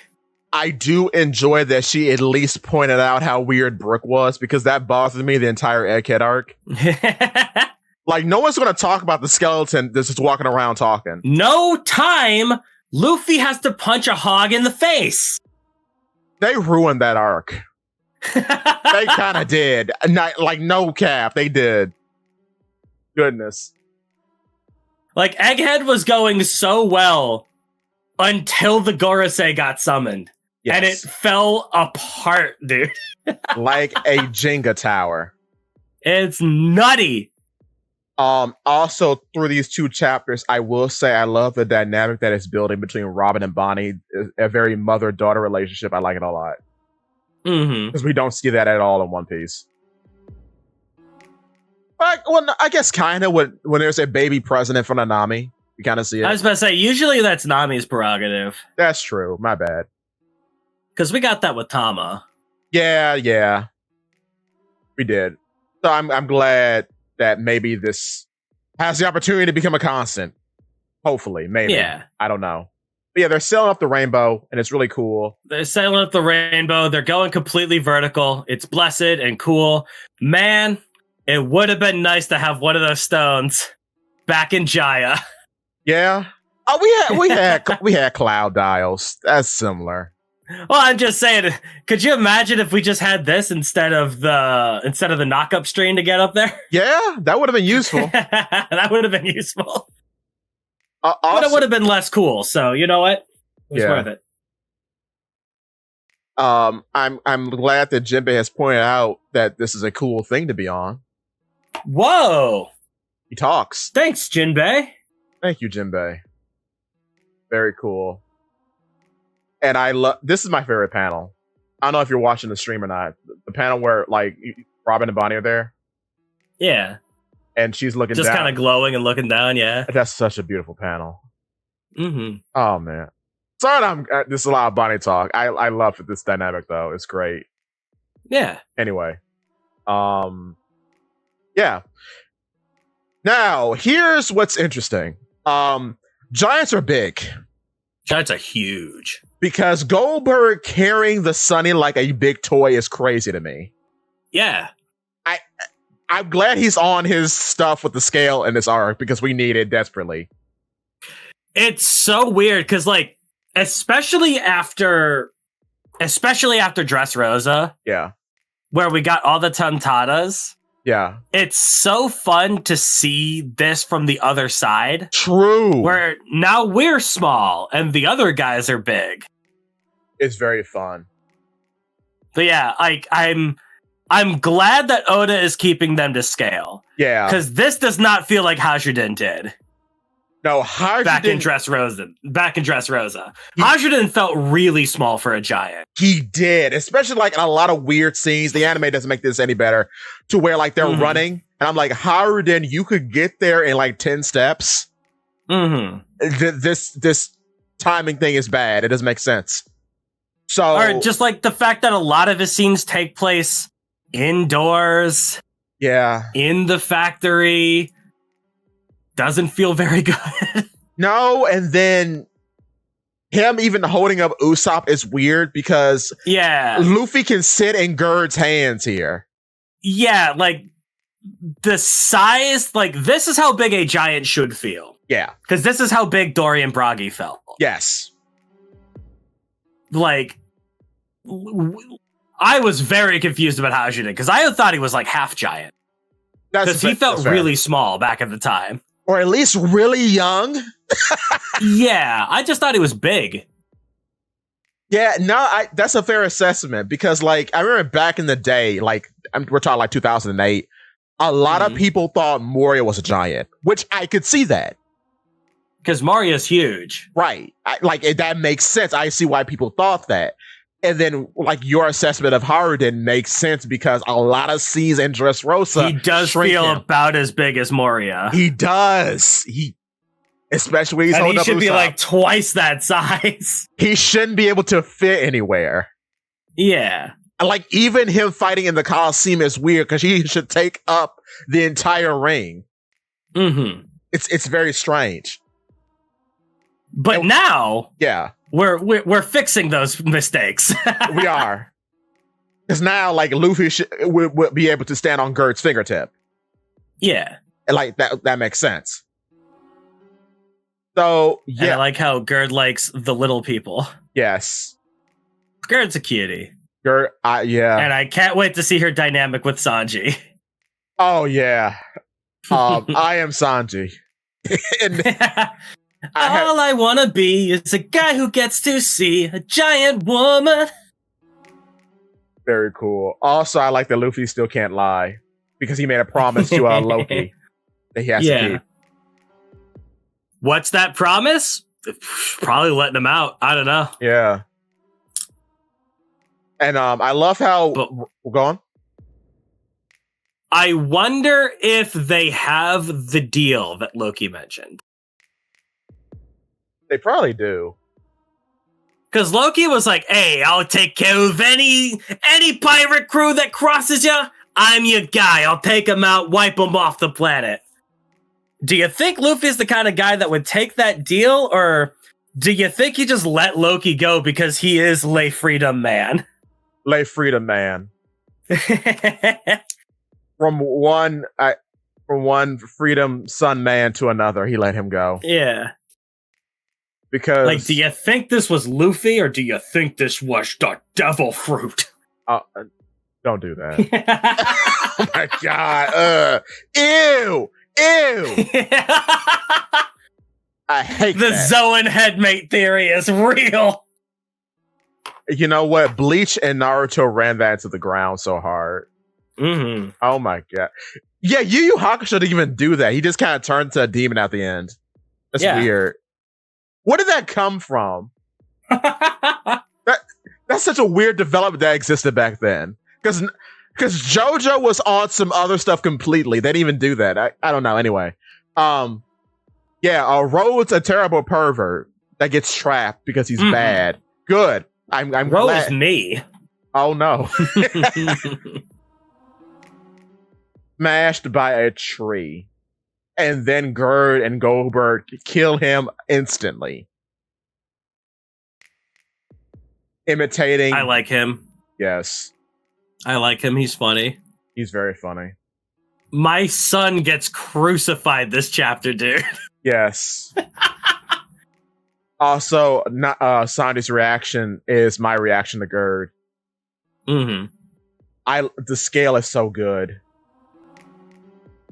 Yeah, because they're not even as big as her knee. Yeah, that's great. Giants are huge, dude. Oh, that's so. And they have to navigate an entire world that is built for them. Good. This is such a relief. It's cool. I like it. I like it a lot. And yeah, they all just ride in her hands. And yeah, they have island clouds here, which is crazy. Which makes sense because they're so high up. Yeah. So that's believable. I wonder if this is like a natural sky island, or did they have to create this stuff with dials? Or like Vegapunk tech? I mean, given how old Elbaf is. Yeah. It's probably a natural sky island. Yeah, because I think... Anchored down by the tree. Right. Although... wasn't Skypiea anchored down by the giant beanstalk? I don't know. I think... Like, they had Fairy Verth there, right? Yeah, I think Giant Jack grew out of Giant. Out of Fairy Verth. Yeah. No, Fairy Verth is the moon. Right. Very Verth. Did they just call it Verth? Yeah, Verth. Just Verth. What did they call? Yeah, what did they call it? And then I pointed this out a lot. I don't know if this is going to go anywhere, but there was even a deity of Verth that they had, which ends up looking like Urban, Vice Admiral Urban. I don't know why that is. That's just always a weird thing. I mean, it's Oda. He's always adapting and recycling. Yeah, true. Character designs and whatnot. That's true. But yeah, so we get the levels of Elbaf. We have a heaven level, which is the very top of the tree. The sun level, where all the guys live, which is the second level. And then we have the base of the tree, which is the underworld, where all the bad guys are, like Loki. And I love this Brook doodle here. Just a stick guy. Yeah. That's very funny. And we reach Elbaf, and Oda is back, baby. Look at this. Look at the village. This is my brother in Christ. Yes. 22 years. Yes. I have waited 22 years to have Usopp see this place. It's great. Most fail to find words to adequately describe its immense grandeur. Yes. This is it. This is it, brother. This is what we do this for. Also, that little panel on the side, that actually happened of them promising they'll go to Elbaf. I read it after Little Garden. That's real. It's the same type of panel, the same one. He redrew it. It's unreal. It's unreal. It's unreal finally making to this a immense long-term goal that we have been waiting for forever. Forever. We are finally here. Usopp gets to fulfill his dream. And he's crying, as am I, brother. As am I. The moment that I saw this, I just screenshotted this image of Usopp and just went, ah! Fair. Just screaming. Because I can't find the words to adequately describe the immense grandeur of One Piece. All I can do is scream. Yeah. Everything is so gorgeous. I love manga. I love manga so. I love manga.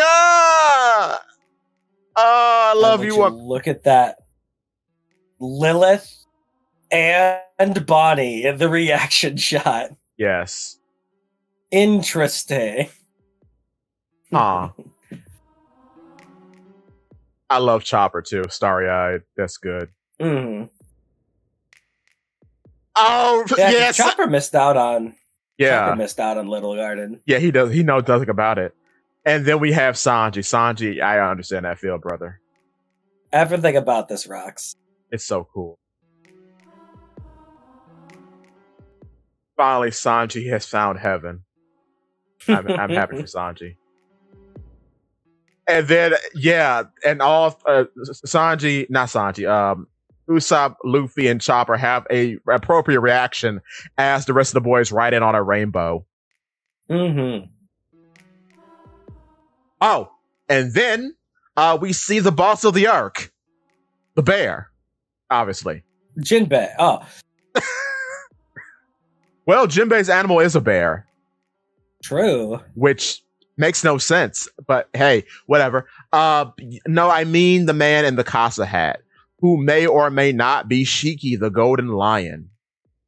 Where's he at? This little tiny silhouette right here. Oh, I see. He's moving. Yeah. Yeah. Yeah, because he's got the mane. Yeah, and this character also appears in 1124, apparently. And many have thought that this is the same guy having drinks with Crocus. So yeah, it most likely is Shiki. and he's wearing the Casa hat because the helm is lodged in his head, and he's probably embarrassed by it because he looks like a rooster. And then, given all the strong world references, it's becoming more and more likely that this is the case. However, the person that is guiding us through this is called Louis Arnott. Louis Arnott is mentioned in the book called Bragman that we see in Little Garden, when she talks about Little Garden and Brock and Dory. Interesting name there, I guess. Yeah. Bragman. Yeah. Because he's like one of two immense explorers that we know. One who is known for bragging, the other who is known for lying. True. Oh, that's a good point. That's a video. Thank you, Zakk.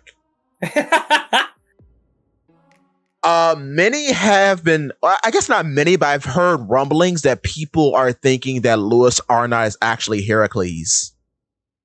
That would be sick. And that he, I think Ghost Train is the guy who brought this up, and that like Heracles is doing his own Sogi King thing. And as he actually, I want Heracles to come back. Just real. I want Heracles back. Fair. I don't care how. It's like, I want one of two things. Either A, we never explain what his deal is, and we just let that be a forever mystery because people in One Piece are freaks. Yeah. Or B, he ends up being the most important guy of all time. I could for see no reason. I could see the latter because it would have to be a dedicated individual to dress up like a beetle. Mm-hmm. Also, this will be its own video, but what's very interesting about Heracles and Elbaf is that Heracles has dominion over giant bugs, right? Yeah. What's interesting about this is that he attacks Subodi Archipelago with a Hercules beetle, a rhinoceros beetle, and a mantis. At least those are the canon insects. As we saw in the live letter. Right. Well, in the live letter, there were actually more. In the fan letter, there were actually more, which is interesting. Because in the fan letter, you had a jewel beetle and a few ladybugs, which aren't canon. Okay. But yeah, the mantis is canon, and the two beetles are canon.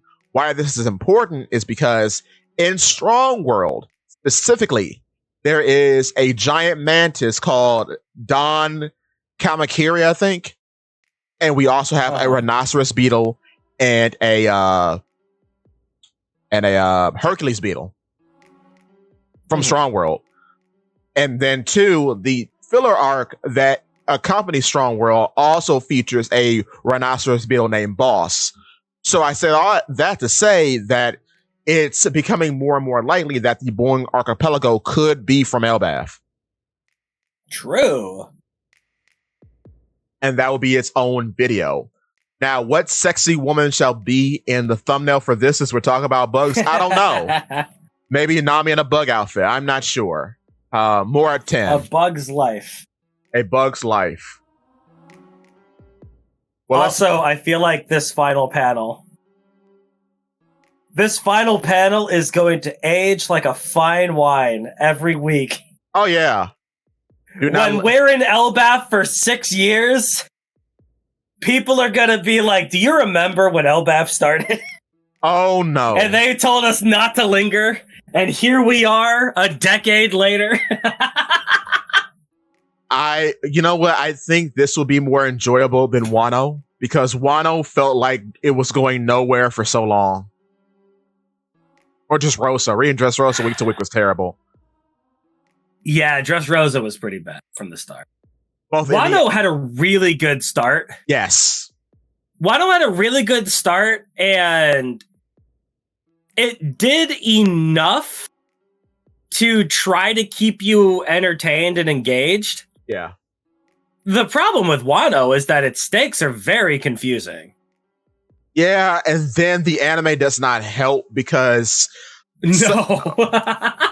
because things are all over the place. Like on the channel recently, I did a video about Speed because it was her birthday on the 11th.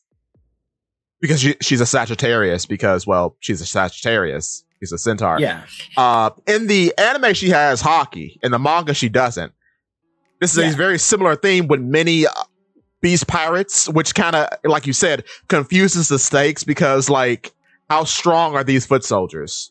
It's not even really like how strong are the foot soldiers. It's more or less like, what are we doing to stop Kaido? Yeah. Like, the stakes are, we have to stop Kaido. He's destroying the land of Wano. And a lot of people are starving to death. And a lot of people are in a lot of pain. Like, setting the stakes by having Luffy eat Tama's birthday present is immaculate. Yeah. That tells you everything that you need to know about Wano off the rip. Yes. And then Tama gets kidnapped. And we have to do a sumo arc. And we have to remind Tama that Ace is real. And Ace was here. And Red Hawk, and he punches Hold'em, one of Kaido's top foot soldiers, at the start of the arc. Okay. And then Kaido shows up. Oh my god, the stakes are real again. So we went through all of the start just tromping around, letting Luffy beat the crap out of literally everything, having fun with his funny sumo arc. Yeah. And then Kaido shows up, kills Luffy, and it's like, oh, this is the stakes. This is what's happening now. And then we have Luffy's funny tromp through his second sumo arc in jail. And then Big Mom shows up, and that's a thing. And then, oh my god, is Big Mom gonna be? No, she's actually a friend, but not really. But then yes, really. But then not really. But then yes, really. And then... And then she says, you thought that guy was fat. Look at me. I'll put you out the ring, Monkey D. Luffy. And then, then we have to go through a training arc while everyone is getting everything set up for the big raid. And then the big raid happens, and whoa. Finally, the big raid. The thing that we should have been doing 100 chapters ago. Yeah, but zooming. Like, I love Queen. He carried the arc really hard. Why was Luffy in a prison? The train. And why was Luffy in a prison and not one of Kaido's factories? Because he wanted to break his spirit. Why on earth would you not tie the entire arc together by putting Luffy in a factory and then show our characters bombing and destroying one of the factories that are destroying Wano? Well, but whatever. Oh, speaking of the factories, our cover story for 1132 is Yamato, Speed, Tama, and the doggy visiting Udon. And now the prisoner of mine has a castle in it. Oh yeah, the factories are still there. But they're probably shut down. No. Momonosuke is a good shogun, a good businessman. Oh Lord. He's about to make a load of money. You thought the old boss is dead. The new boss is the same. Here comes the new boss. He's the same as the old boss. I too am a capitalist dragon. Get to work, slaves. But this time I'll pay my slave, and it will create a prosperous Wano. A prosperous Wano. Yes, indeed. Very pink indeed. Also, there's a forest now because of Green Bulls. That's cool. Yeah, which is cool. Moving on though into 1133, piggybacking off of that, our favorite character Hold'em has returned. Yeah. Speaking of Hold'em, and his weird lion pelvis thing. Dude, it was crazy because like the anime has a God, what do you even call it? It has a scene of filler. Yeah. In it, right? Where Hold'em beats the brakes off of Ashura Doji and his entire army.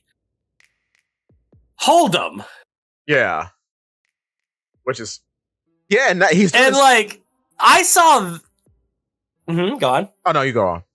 He's doing a little spinny move with like a chain whip sword thing, and he's like lighting the entire forest on fire. It's like, where was this? Like, that's probably one of my biggest problems with Wano is the fact that everyone has to fight Luffy. Yeah. Who needs to be able to defeat Kaido in a one-on-one fight by the end of this arc. Yeah. That's what I mean by confusing stakes. Fair. Because if you have Hold'em beating the brakes off of one of the scabbards, that establishes him as an actual threat. Instead of having him fight Luffy so he can get red rocked and killed instantly. Cool. Yeah. I understand completely, though. Speaking but now he's back, baby, and he's got Tama. Speaking of steaks, he has turned Horse Selena into a horse steak. Which is terrible. Also, one thing I did not know is that Hold'em is apparently a resident of Wano. Like, he's from Wano because his father is a priest in Wano. Oh. And his father looks exactly like him. Yeah. So I hope Tama gives him a dongo and he becomes a friend. I would like it if Speed and Hold'em kind of bury their differences and they get married. So now Tama's father is a weird lion man. Good. Bring it full circle. And it's the funniest part. I mentioned this in the video about it. Hold'em is one of the few beast pirates that are super susceptible to Tama's dongos because he has two mouths. Yeah. That's very funny. That's funny. And apparently now we have a fight between someone who can breathe fire and someone who can breathe ice. So that's cool. I hope that there isn't a fight and Tama just diffuses the situation. As she should. Because it would make more sense to say, like, I'm braver now than I was before, and pluck dongo in your mouth, dongo in your mouth. Now you are papa. Yeah. And because let's be perfectly honest, does this guy stand a chance against Yamato? No, he gets killed instantly. Who fought Kaido? She should literally be able to look at him funny and he should faint because Conqueror's hockey. This should be the same as the Red Hawk moment. Exactly. Because that's roughly how strong Yamato is. Yeah. Is roughly like is Luffy at the start of Wano, if not even stronger than that. Slightly stronger because she can use, I think, Conqueror's offensively like Kaido. Yeah. So yeah, like, honestly, Yamato would beat the brakes off of Hold'em. Yeah, she would. And we are at volume 20 of this cover story. Oh my god. And we've still gotten nothing. Nothing has happened. Not a thing. It's just like Wano, baby. We're 20 chapters in. Tama gets kidnapped by Hold'em. Yes, sir. Full circle. Oh boy. And just to point out, it's crazy how powerful or influential Green Bull is because all of this is because of him. Yeah. That's just crazy. I forgot that he made that big of a difference. Insane. Lokias are the real thing. Anyway. People give Green Bull a lot of flack because he ran away from 2.5 Yonkos at once. Fair. But I think that he's actually pretty good. He is. My man took out King and Queen instantly. But then he brought a blight onto the world because now Queen is too sexy. Yeah. If he were skinny, he would be too popular. We're all in trouble, boys. Oh no. We're all in trouble. Hide your kids, hide your wife. Especially hide your wife. Hide your wife. Because Frankie's daddy is on the prowl. Mr. Cuddy is on the prowl, baby. Oh, Lord. Cuddy Flam needs a new brother. Senor Cuddy. Oh, my God. Zooming right into your wife. Oh, no. About to give them that Cuddy slam. Yeah, right? That Cuddy special. Oh, my God. Okay. Right. So we get a flashback of Spandine, not Spandam, Spandine, Spandam's father, being a politician and lying to the paper about O'Hara. And then we got that old lady from back in the day who sold Robin out. And this is just a flashback about Robin's hardships and how the whole world. Guys, did you know that Robin had a pretty hard life? Yeah?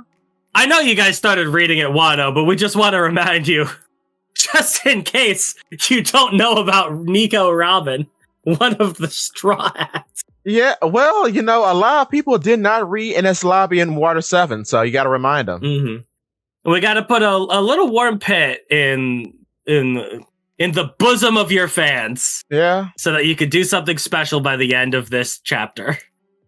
Yes.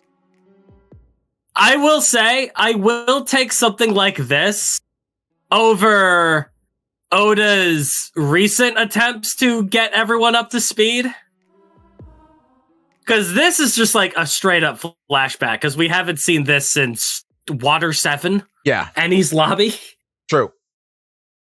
Whereas normally Oda would be like, guys, do you remember Fishman Island where this happened? That was 2 panels. Now you're up to speed. True. Where he'll just draw like stick figures doing that. Could you imagine the end of this chapter? If he was like, and so Robin met a man named Saul and he made her smile. And that was the end of it. Yeah. I feel like most of the fans would not understand why this is such a big moment. True.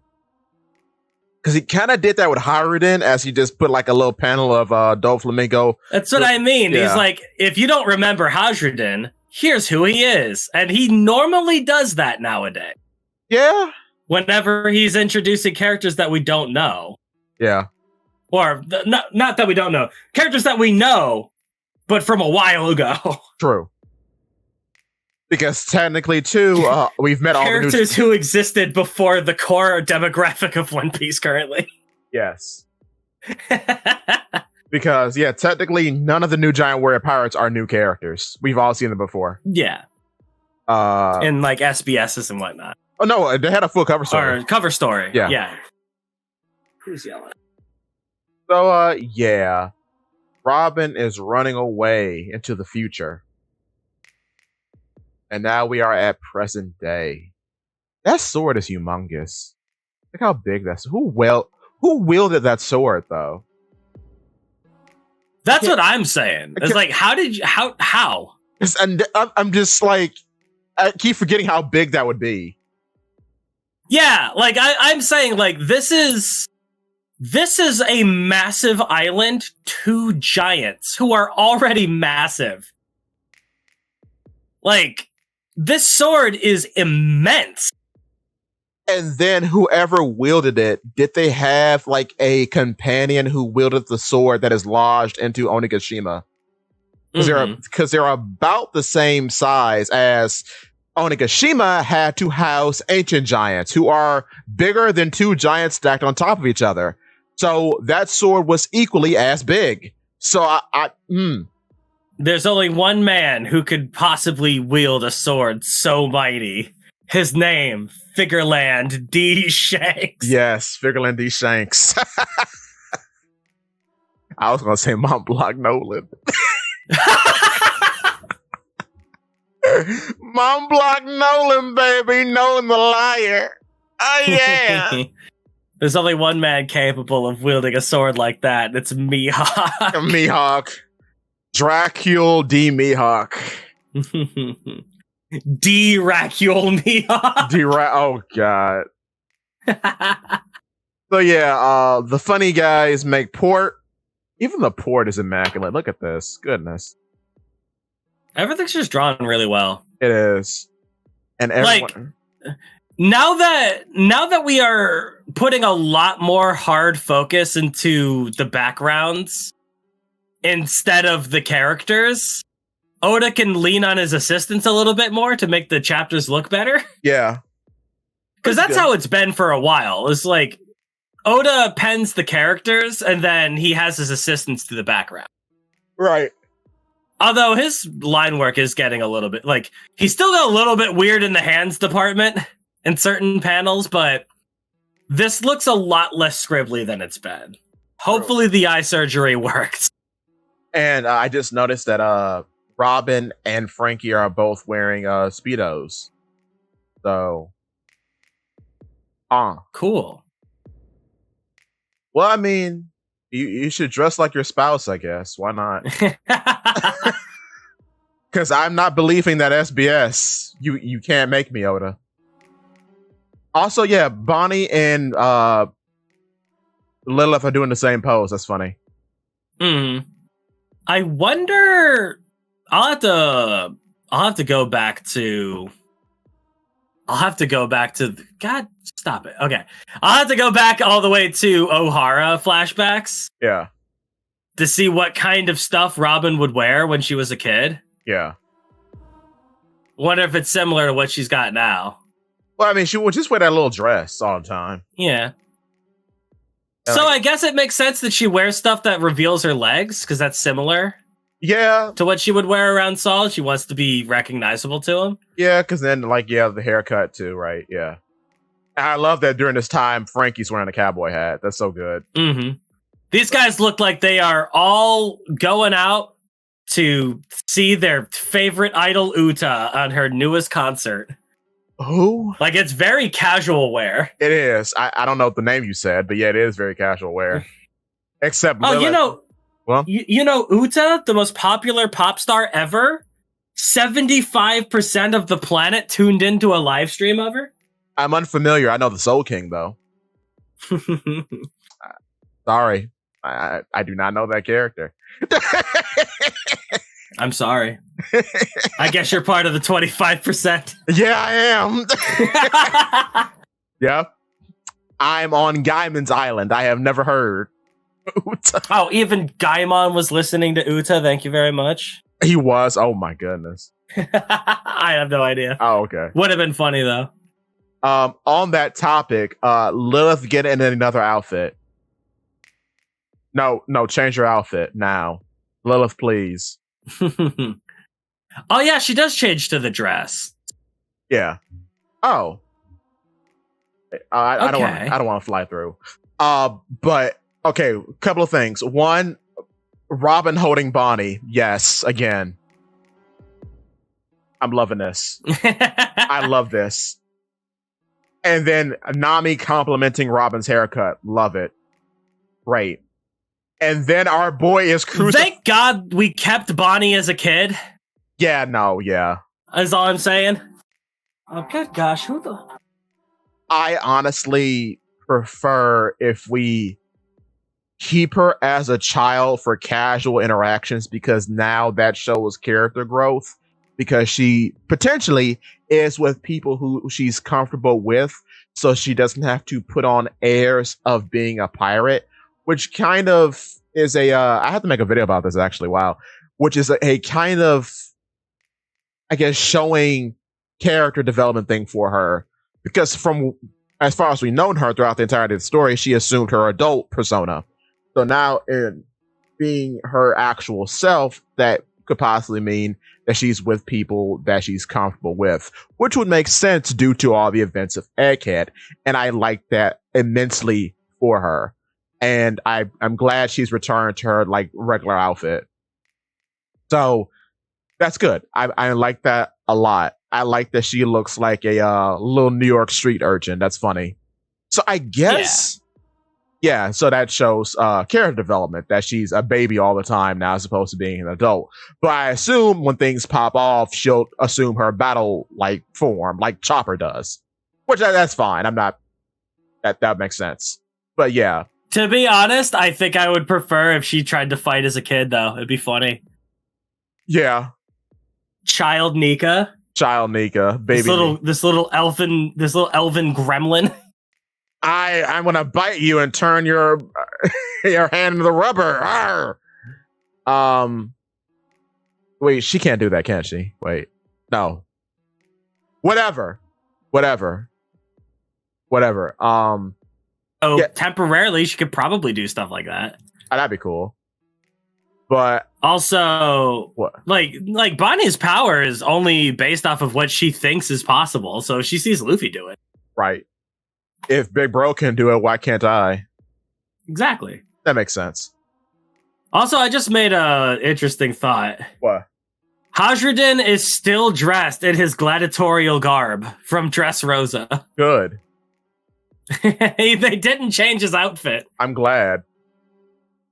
Also, we got flying ships in Elbaf. Elbaf is the best arc. Mm-hmm. Look how small the Sunny is on this ship. Yeah. My God. Giants are huge, dude. They're so big. And I like that Road is crucified. Good. Yeah, they crucified my son. That is very funny. And he says, I don't know why they did that. Because he's a terrible pervert. And then he's who says it? Us four are your subordinates. And then Road's like, no, us five. Oh, us five. Why is he here? If no one likes him. I think because he was a good navigator, but then everyone found out that he was a bit of a weirdo. That's fair. And now I guess people were like, why is Sanji here? It's like, yeah. I guess we put up with him because deep down he's actually a good guy. Yeah. Even though he can get a little bit much sometimes. I mean, I guess that makes sense. I mean, Sanji has never done the Sanji doesn't actively kidnap people and disrobe women to dress them up in his fetish wear. Let's be honest, if he could. Oh Lord. If Sanji's thing were sewing instead of cooking. My God.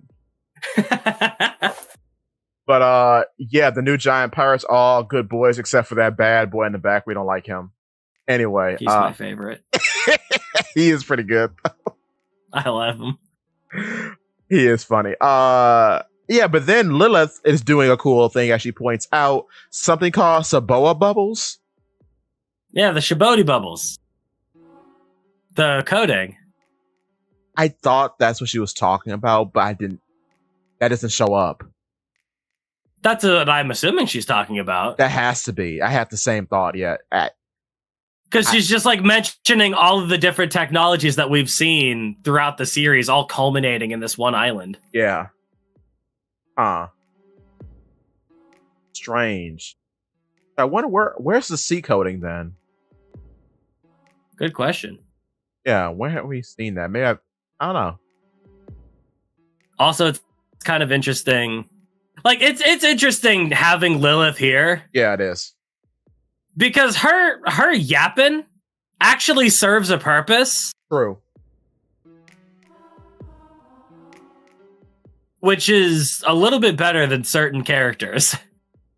Like well, yeah, like a Jinbei. certain fish, certain fishy fella. Jinbei, yeah. Because Jinbei knowing about Sulong is the most ridiculous thing to me. How? Like Jinbei, like they're going, oh my god, look at all these technologies culminating in one spot. This is crazy. This is almost like my future island I'm from. Jinbei would be like, this is wild, and that would be the end of it. Yeah. It'd be like, thanks, buddy.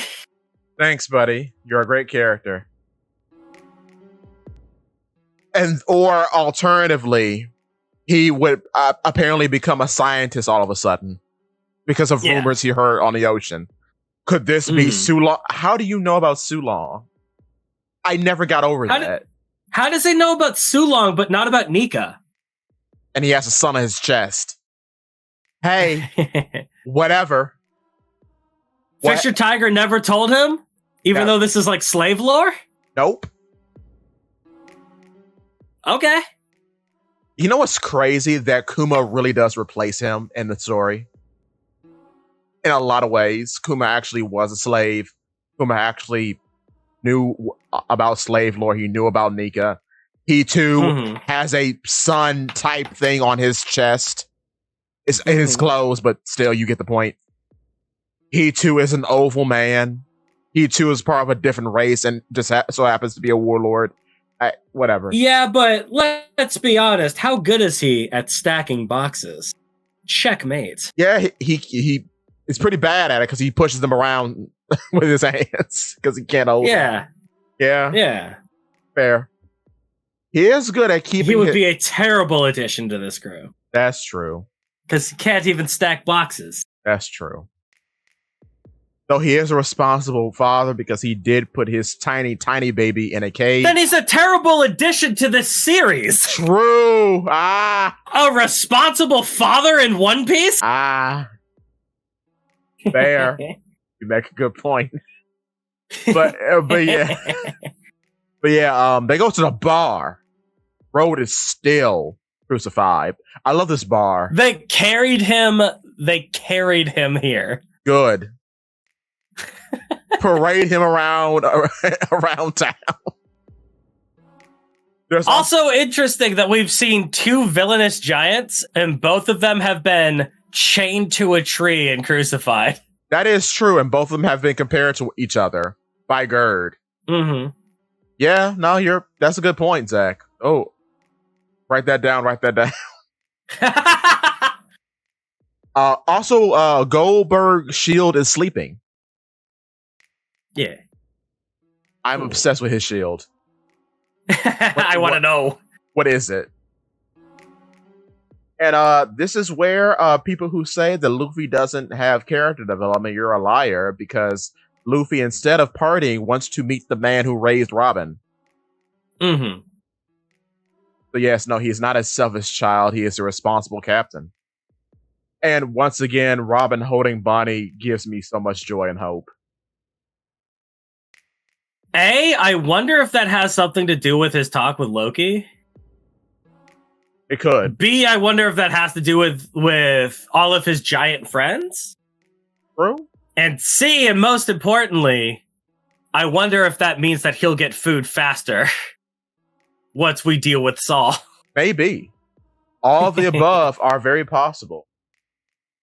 And yeah, but they're just flying through Elbaf. This is amazing. It's also very funny that Saul has founded a library after calling the people of Elbaf savages. Yeah. He's trying to uplift his people. Uplift the savages of Elbaf, because I went to college. I'm Saul. Okay, Saul. All right. I love how this. Go on. I'm just digging the pacing of this. It's perfect. Like, it rushes a little bit towards the middle. Fair. But, like, we spent practically an entire chapter for this reunion in particular. True. We needed that. We did. But, yeah, we are along.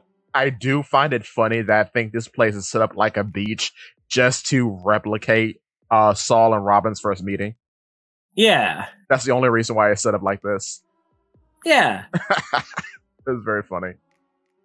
And Bonnie has disappeared. Don't know where she went. Uh-oh. She's off being a gremlin. Yep. Eating the big food. She probably stayed at the mess hall. I mean, is she with York, maybe? Lilith, yeah. Oh, yeah, Lilith. Did we drop off all the side characters? No! Yeah, probably. Oh, wait, no, Jinbei's still here. Oh, true. That got me. Well, no. Maybe she will start the B plot. I don't know. Because I mean, this could be her arc too, I guess. I'm not sure. Year of Robin, baby.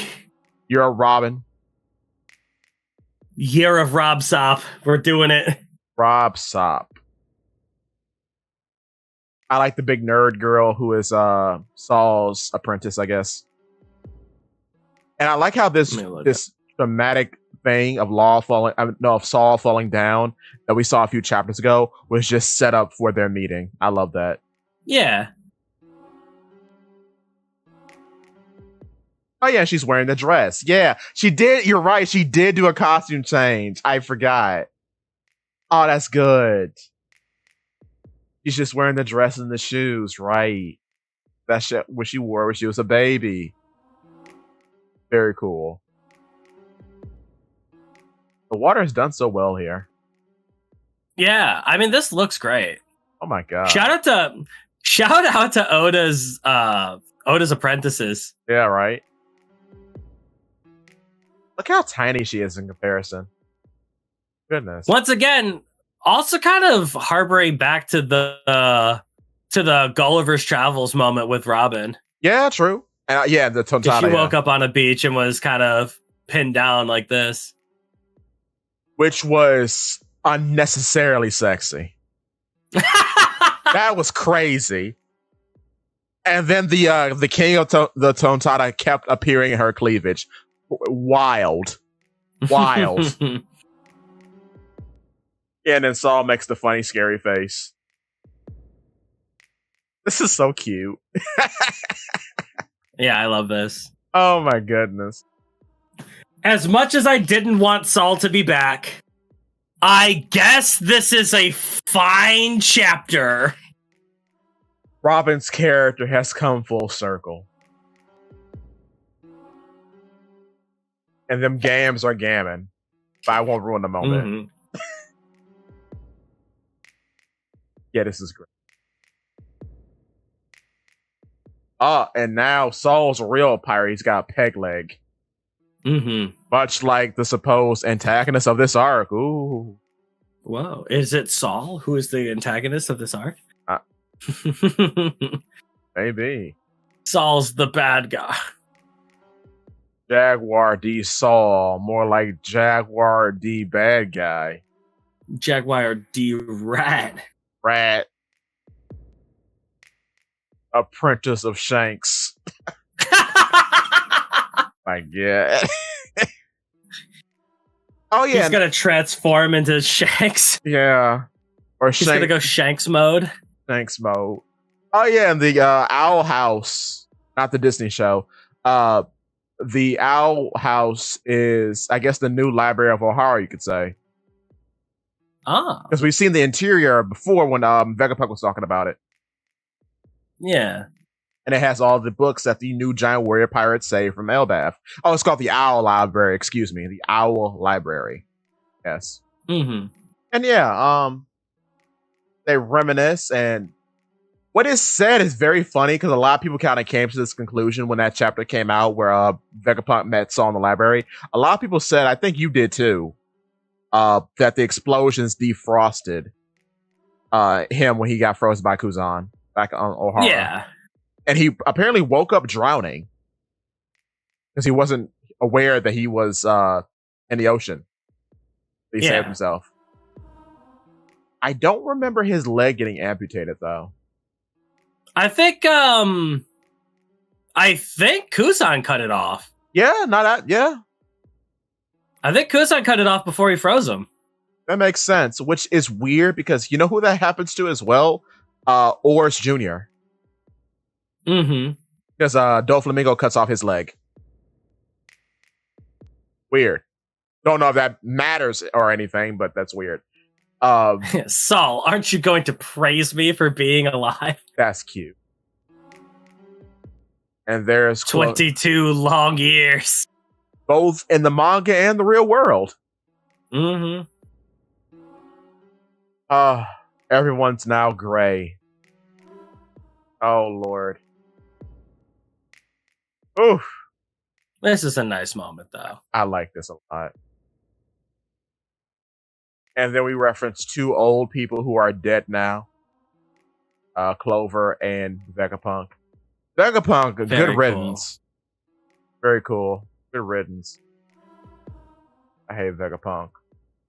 Not Lilith, though. She's fine. Anyway, yeah. But to be honest, I don't think that there's too much to really glean and like pull out from this conversation. Not really. I'm just kind of going. It's literally just them catching up. Hey, how did you live? I did it this way. How did you live? I did it this way. And then they have like a tearful, they let the emotions spill out because good God. Yeah. They both thought the other one was dead, basically. Best emotion panel for Rob in the entirety of the series. Yeah. It's up there with ha. Yeah. And also, I guess I want to live, but it's whatever. Yeah. And then most of the Straw Hats react, but not Jinbei though. He's not Jinbei. He's too cool. Too cool. Zoro makes sense. Luffy's just proud, but Jinbei too much of a cool guy. Yeah, Zoro and Luffy make sense. Like,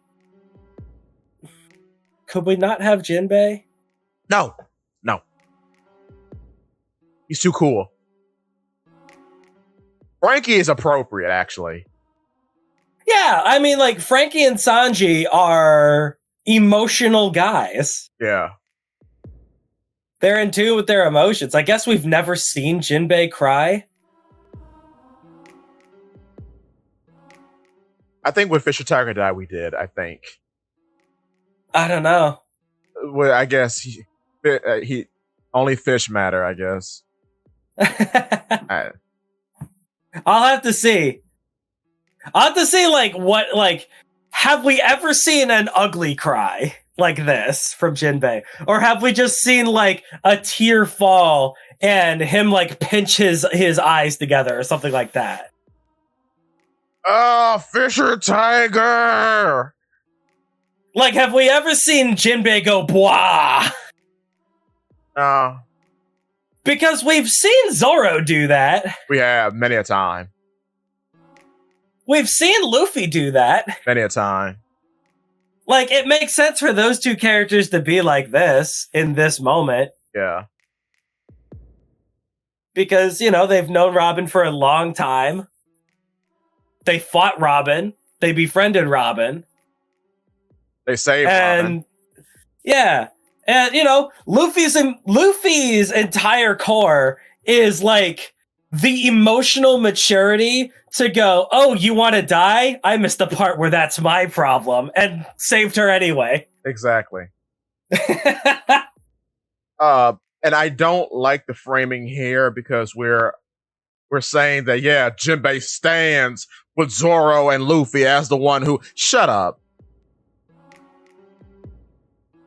Like, I still don't know enough about Jinbei to properly place him, I suppose. Yeah. Which is crazy because he's been in the story for like 15 years, but, whatever. It's fine. I can't wait to see what he says in 1134. Maybe he'll call Saul a villain.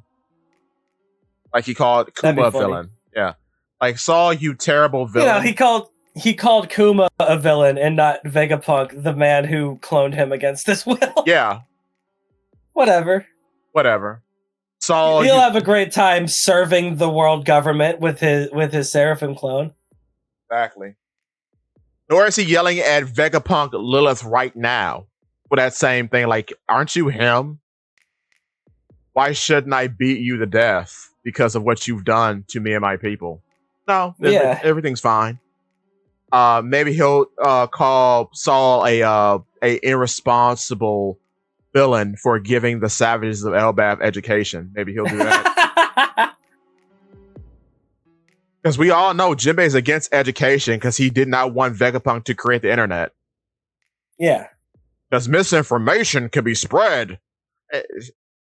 Stupid character. Bad characters. I just don't know what we're trying to do with him.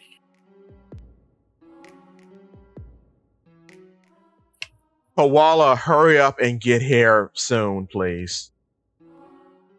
Please, because, like, on one hand, I think it would be weird to have Jinbei with the emotional core crying.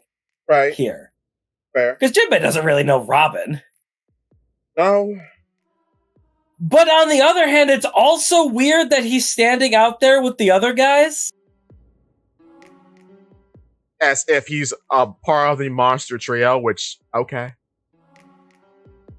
It's not even really he's part of the monster trio. Like, this has nothing to do with power level. It's more like the emotional core of the characters. That's fair, yeah. How in touch with their emotions are each of the characters? Like, it would not make sense for Zoro to be in the back.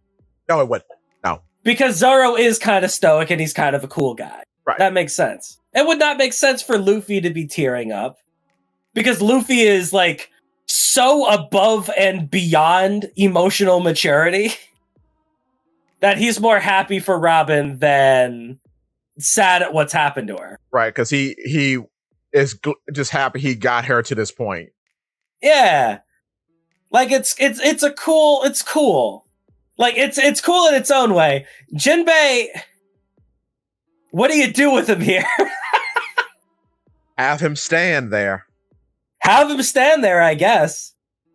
Like he does all the time. It's not very much different from what he's been doing the entirety of the manga. Standing.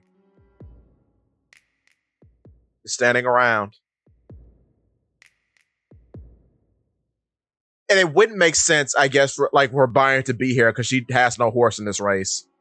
Yeah. I understand why Bonnie's not here. Because that would be we don't need to put Bonnie and Lilith here. Right now. But like Frankie and Brooke makes sense because they've been with Robin for a long time. Yes. And by a long time, I mean like a couple months, but still. Still, yeah, no. What's furthermore a bit odd about this is that, and this is, I'm trying to find the words for it. It's becoming weirder and weirder as we move forward because now with Bonnie being here, Bonnie, thanks to Kuma, has a lot of very interesting knowledge and experiences that Jinbei does not have, which then makes Jinbei more and more alien as we move forward. Because Jinbei doesn't know about the nothing happened thing. Jinbei doesn't know about the separation. Bonnie does, so. For the love of God, it doesn't even matter about that. Oda can still right this ship, it's just the question of will he? There has to be something significant, though. Like, there's plenty of significant stuff that we can do with this character. Oda just seems to not bother. And it's weird. I mean, he was there when the crew became a Yonko crew, and you think that would be important. Also, Oda lies a lot about Jinbei, which is interesting because from the entirety of the story as we've been moving forward, right? The whole thing, we have established, despite the weirdness of the situation, in terms of the narrative, warlords have more of a presence than Yonko do. Even though Yonko... They have more what? Of a presence. They have more of a presence. I guess that makes sense because the Yonko are kind of tied to the New World. Yeah. So, with that being said, Jinbei has broken out of Impel Down, correct? Yes. Jinbei was at the War of the Best, and he also returned after the end of the War of the Best, correct? Yes. So, you're telling me a former warlord who has escaped Impel Down, which is a big deal because they keep talking about it, does not have a higher bounty than some green-haired guy from the East Blue. I know I'm being facetious when I say that, but Jinbei has had more in-world feats that would matter to the world government than Zoro does. But Jinbei has a lower bounty. In a way, but Jinbei has... I would say that Jinbei has less influence than Zoro to the world. Because, like, it's less about feats and it's more about like influence. Because on one hand, yes, Jinbei did escape from the War of the Best, from Impel Down, all that stuff. Right. Jinbei was a former warlord, did all this crazy stuff. Zoro's the right-hand man of a Yonko. I mean, Jinbei is not viewed in the same regard as someone like Katakuri. But why isn't he? You can't see what I mean? Like, why isn't... Because he's one guy. He doesn't have the influence. But he was the captain of his own crew. Sure. I'm sorry, I don't understand it. Because, like, the point of being a warlord is that you are a powerful war weapon who has influence, who can solve any problem that the world government tasks you with. Mm-hmm. So if you are in this station, and then to the world, and we've seen this multiple times, even Bonnie says it when she finds out he's on his crew, everyone stops and says, oh my God, look, there's Jinbei. Law and Kid do that when he shows up. That being said, even that, like, Jinbei has feats, but he's like, how many islands could Jinbei go to and have that island do exactly what he wants just based off of his name? Well, I mean, how many islands could Jinbei just like dress Rosa? But I don't know, because, well, I gotta look at it. With a warlord, they are seen in a particular light. That's why they were cloned in the first place, because of their battle prowess and influence.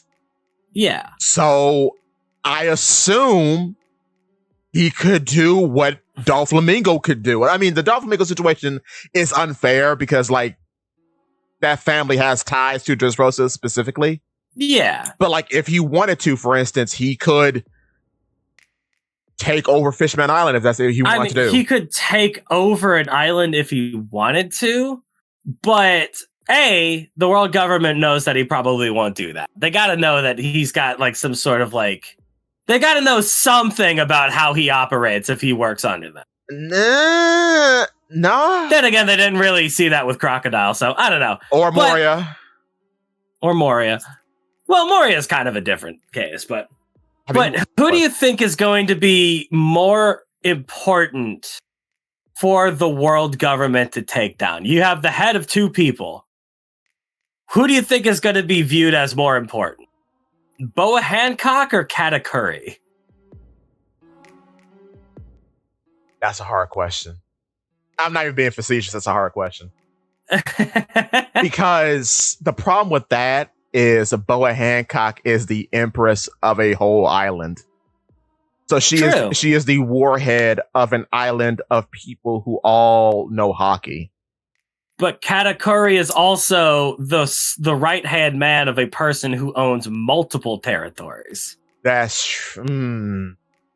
And it is a hard question, but Jinbei and Zoro have similar bounties.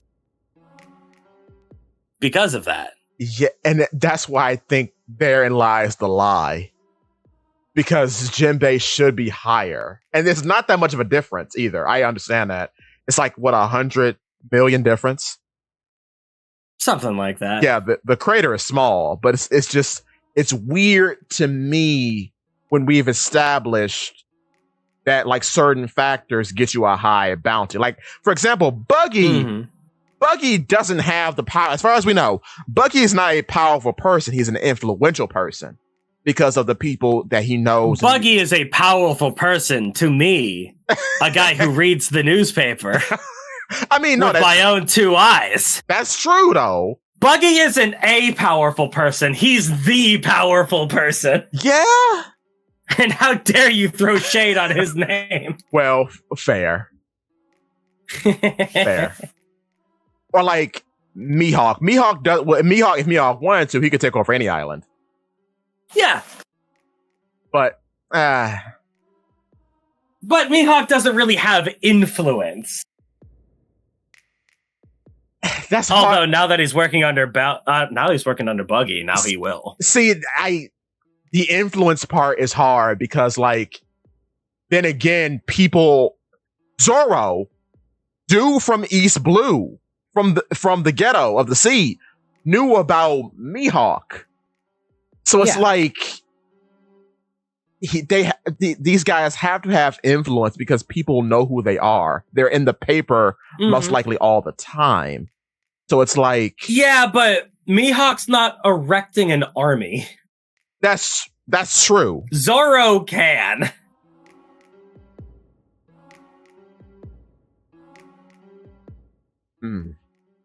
Yeah. Yeah. I gave him a brain twister to think about. That's what I mean. Like, it's not just power and it's not just feats and deeds. It's potentially how dangerous is this person to the cause of the world government? And I would say Jinbei and Zoro are in similar stature, but I would much rather have Roronoa Zoro taken out before Jinbei. Though I will say this. One has actually captained a crew. The other technically has not. Mm-hmm. Because Jinbei was the captain of his own crew.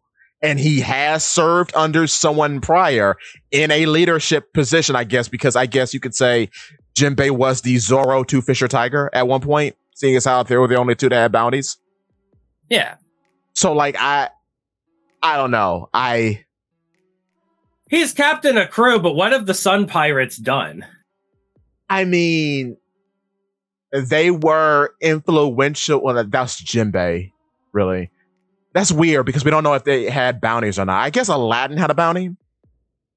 I mean, his guys probably had bounties, but under Jinbei's leadership and tutelage, what have the Sun Pirates done? That's true. We know that Jinbei has done stuff as a warlord.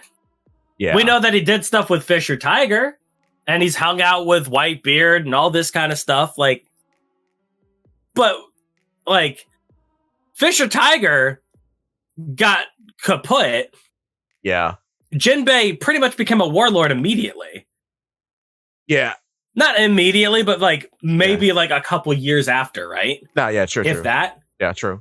So he became a warlord pretty quickly after everything went off, after he made sure that everything was going to be okay with Arlong. Right. And then he was a warlord for a long time. Yeah. Yeah, he's a part of the original 7, so yeah. Yeah. Also, what's weird about that too, and we're finishing up here, folks, but Yeah, because I got to start cooking dinner pretty soon. I understand. I think the Sun Pirates are dead because it's very interesting. We don't see them in the whole news thing for Vegapunk, where he's showing people around the world. Oh, it is? I mean, they gotta still be alive. Bruh, I don't know. Because that was weird. You're telling me that he sacrificed his entire crew and Jinbei hasn't mentioned at all? He hasn't mentioned at all. It'd be fitting that he sacrificed his crew to be here. Because it's weird that he just shows up and nothing is said, and nothing is continuously. It would be one thing. It would be one thing if it's been an arc. It's been 2. Yeah, we'll see. When Big Mom comes back again, perhaps in this arc, because she is mentioned by Gerd in 1133, which is nice. I'm glad they brought her up. But yeah. So when she comes back again, potentially, we'll see if anything is mentioned. But with that being said, anything else? Good chapters. Good chapters. Very good chapters. Elbaf good. Elbaf good. Let's hope it don't be bad. But we'll, I think, catch you next week. So the bar is open. Don't be dodgy. We'll see you again soon. And subscribe to every channel. Subscribe for the love of God. Subscribe to Reddit Sephiroth on YouTube. Follow Pinball PA on TikTok. Hopefully TikTok does not go away, but follow him anyway. The arcade content is excellent. And, I've been working on porting over what I can over to Instagram, but I don't understand how Instagram works, so it's slow going there. Also, they won't let me put videos longer than... They won't let me put videos longer than 90 seconds. That's weird. On Instagram, which is a crazy thing to say. Even TikTok lets me do that. But whatever. I say, but I'm working on YouTube as well. That's what I was about to say. I kept meaning to tell you about this. Make a YouTube Shorts channel with all the because they have upgraded the Shorts limit to 3 minutes. So if you want to do that, cool. But yeah, just make sure you don't lose anything. I don't think it's going to go away. I don't think so, but just to be sure, because that's a lot. We'll see come January. Yeah, we'll see. And then Paula Pete works on YouTube, TikTok, hopefully until the near future. And please follow Paula Pete works on Twitch, please. And the Roscoe. We have 17 followers on Twitch. Y'all can do better than that. Well, I appreciate the extra 5 because it was 12 before. I gotta push it harder, but get on the Twitch. We have a lot of fun here, watching stuff like the Game Awards, watching the One Puss episodes as it comes out. Yes, the Pokemon Showdown content. I have been having to delete the Fishman Island episodes that have been coming out because Shueisha does not like that. So, interesting. It's weird because I talk over them, but anyway, yes, Roscoe Podcast on YouTube as well. We're crushing it. We're at 410 subscribers. We're getting there. So yeah, don't be dodgy. Have a good one, everyone.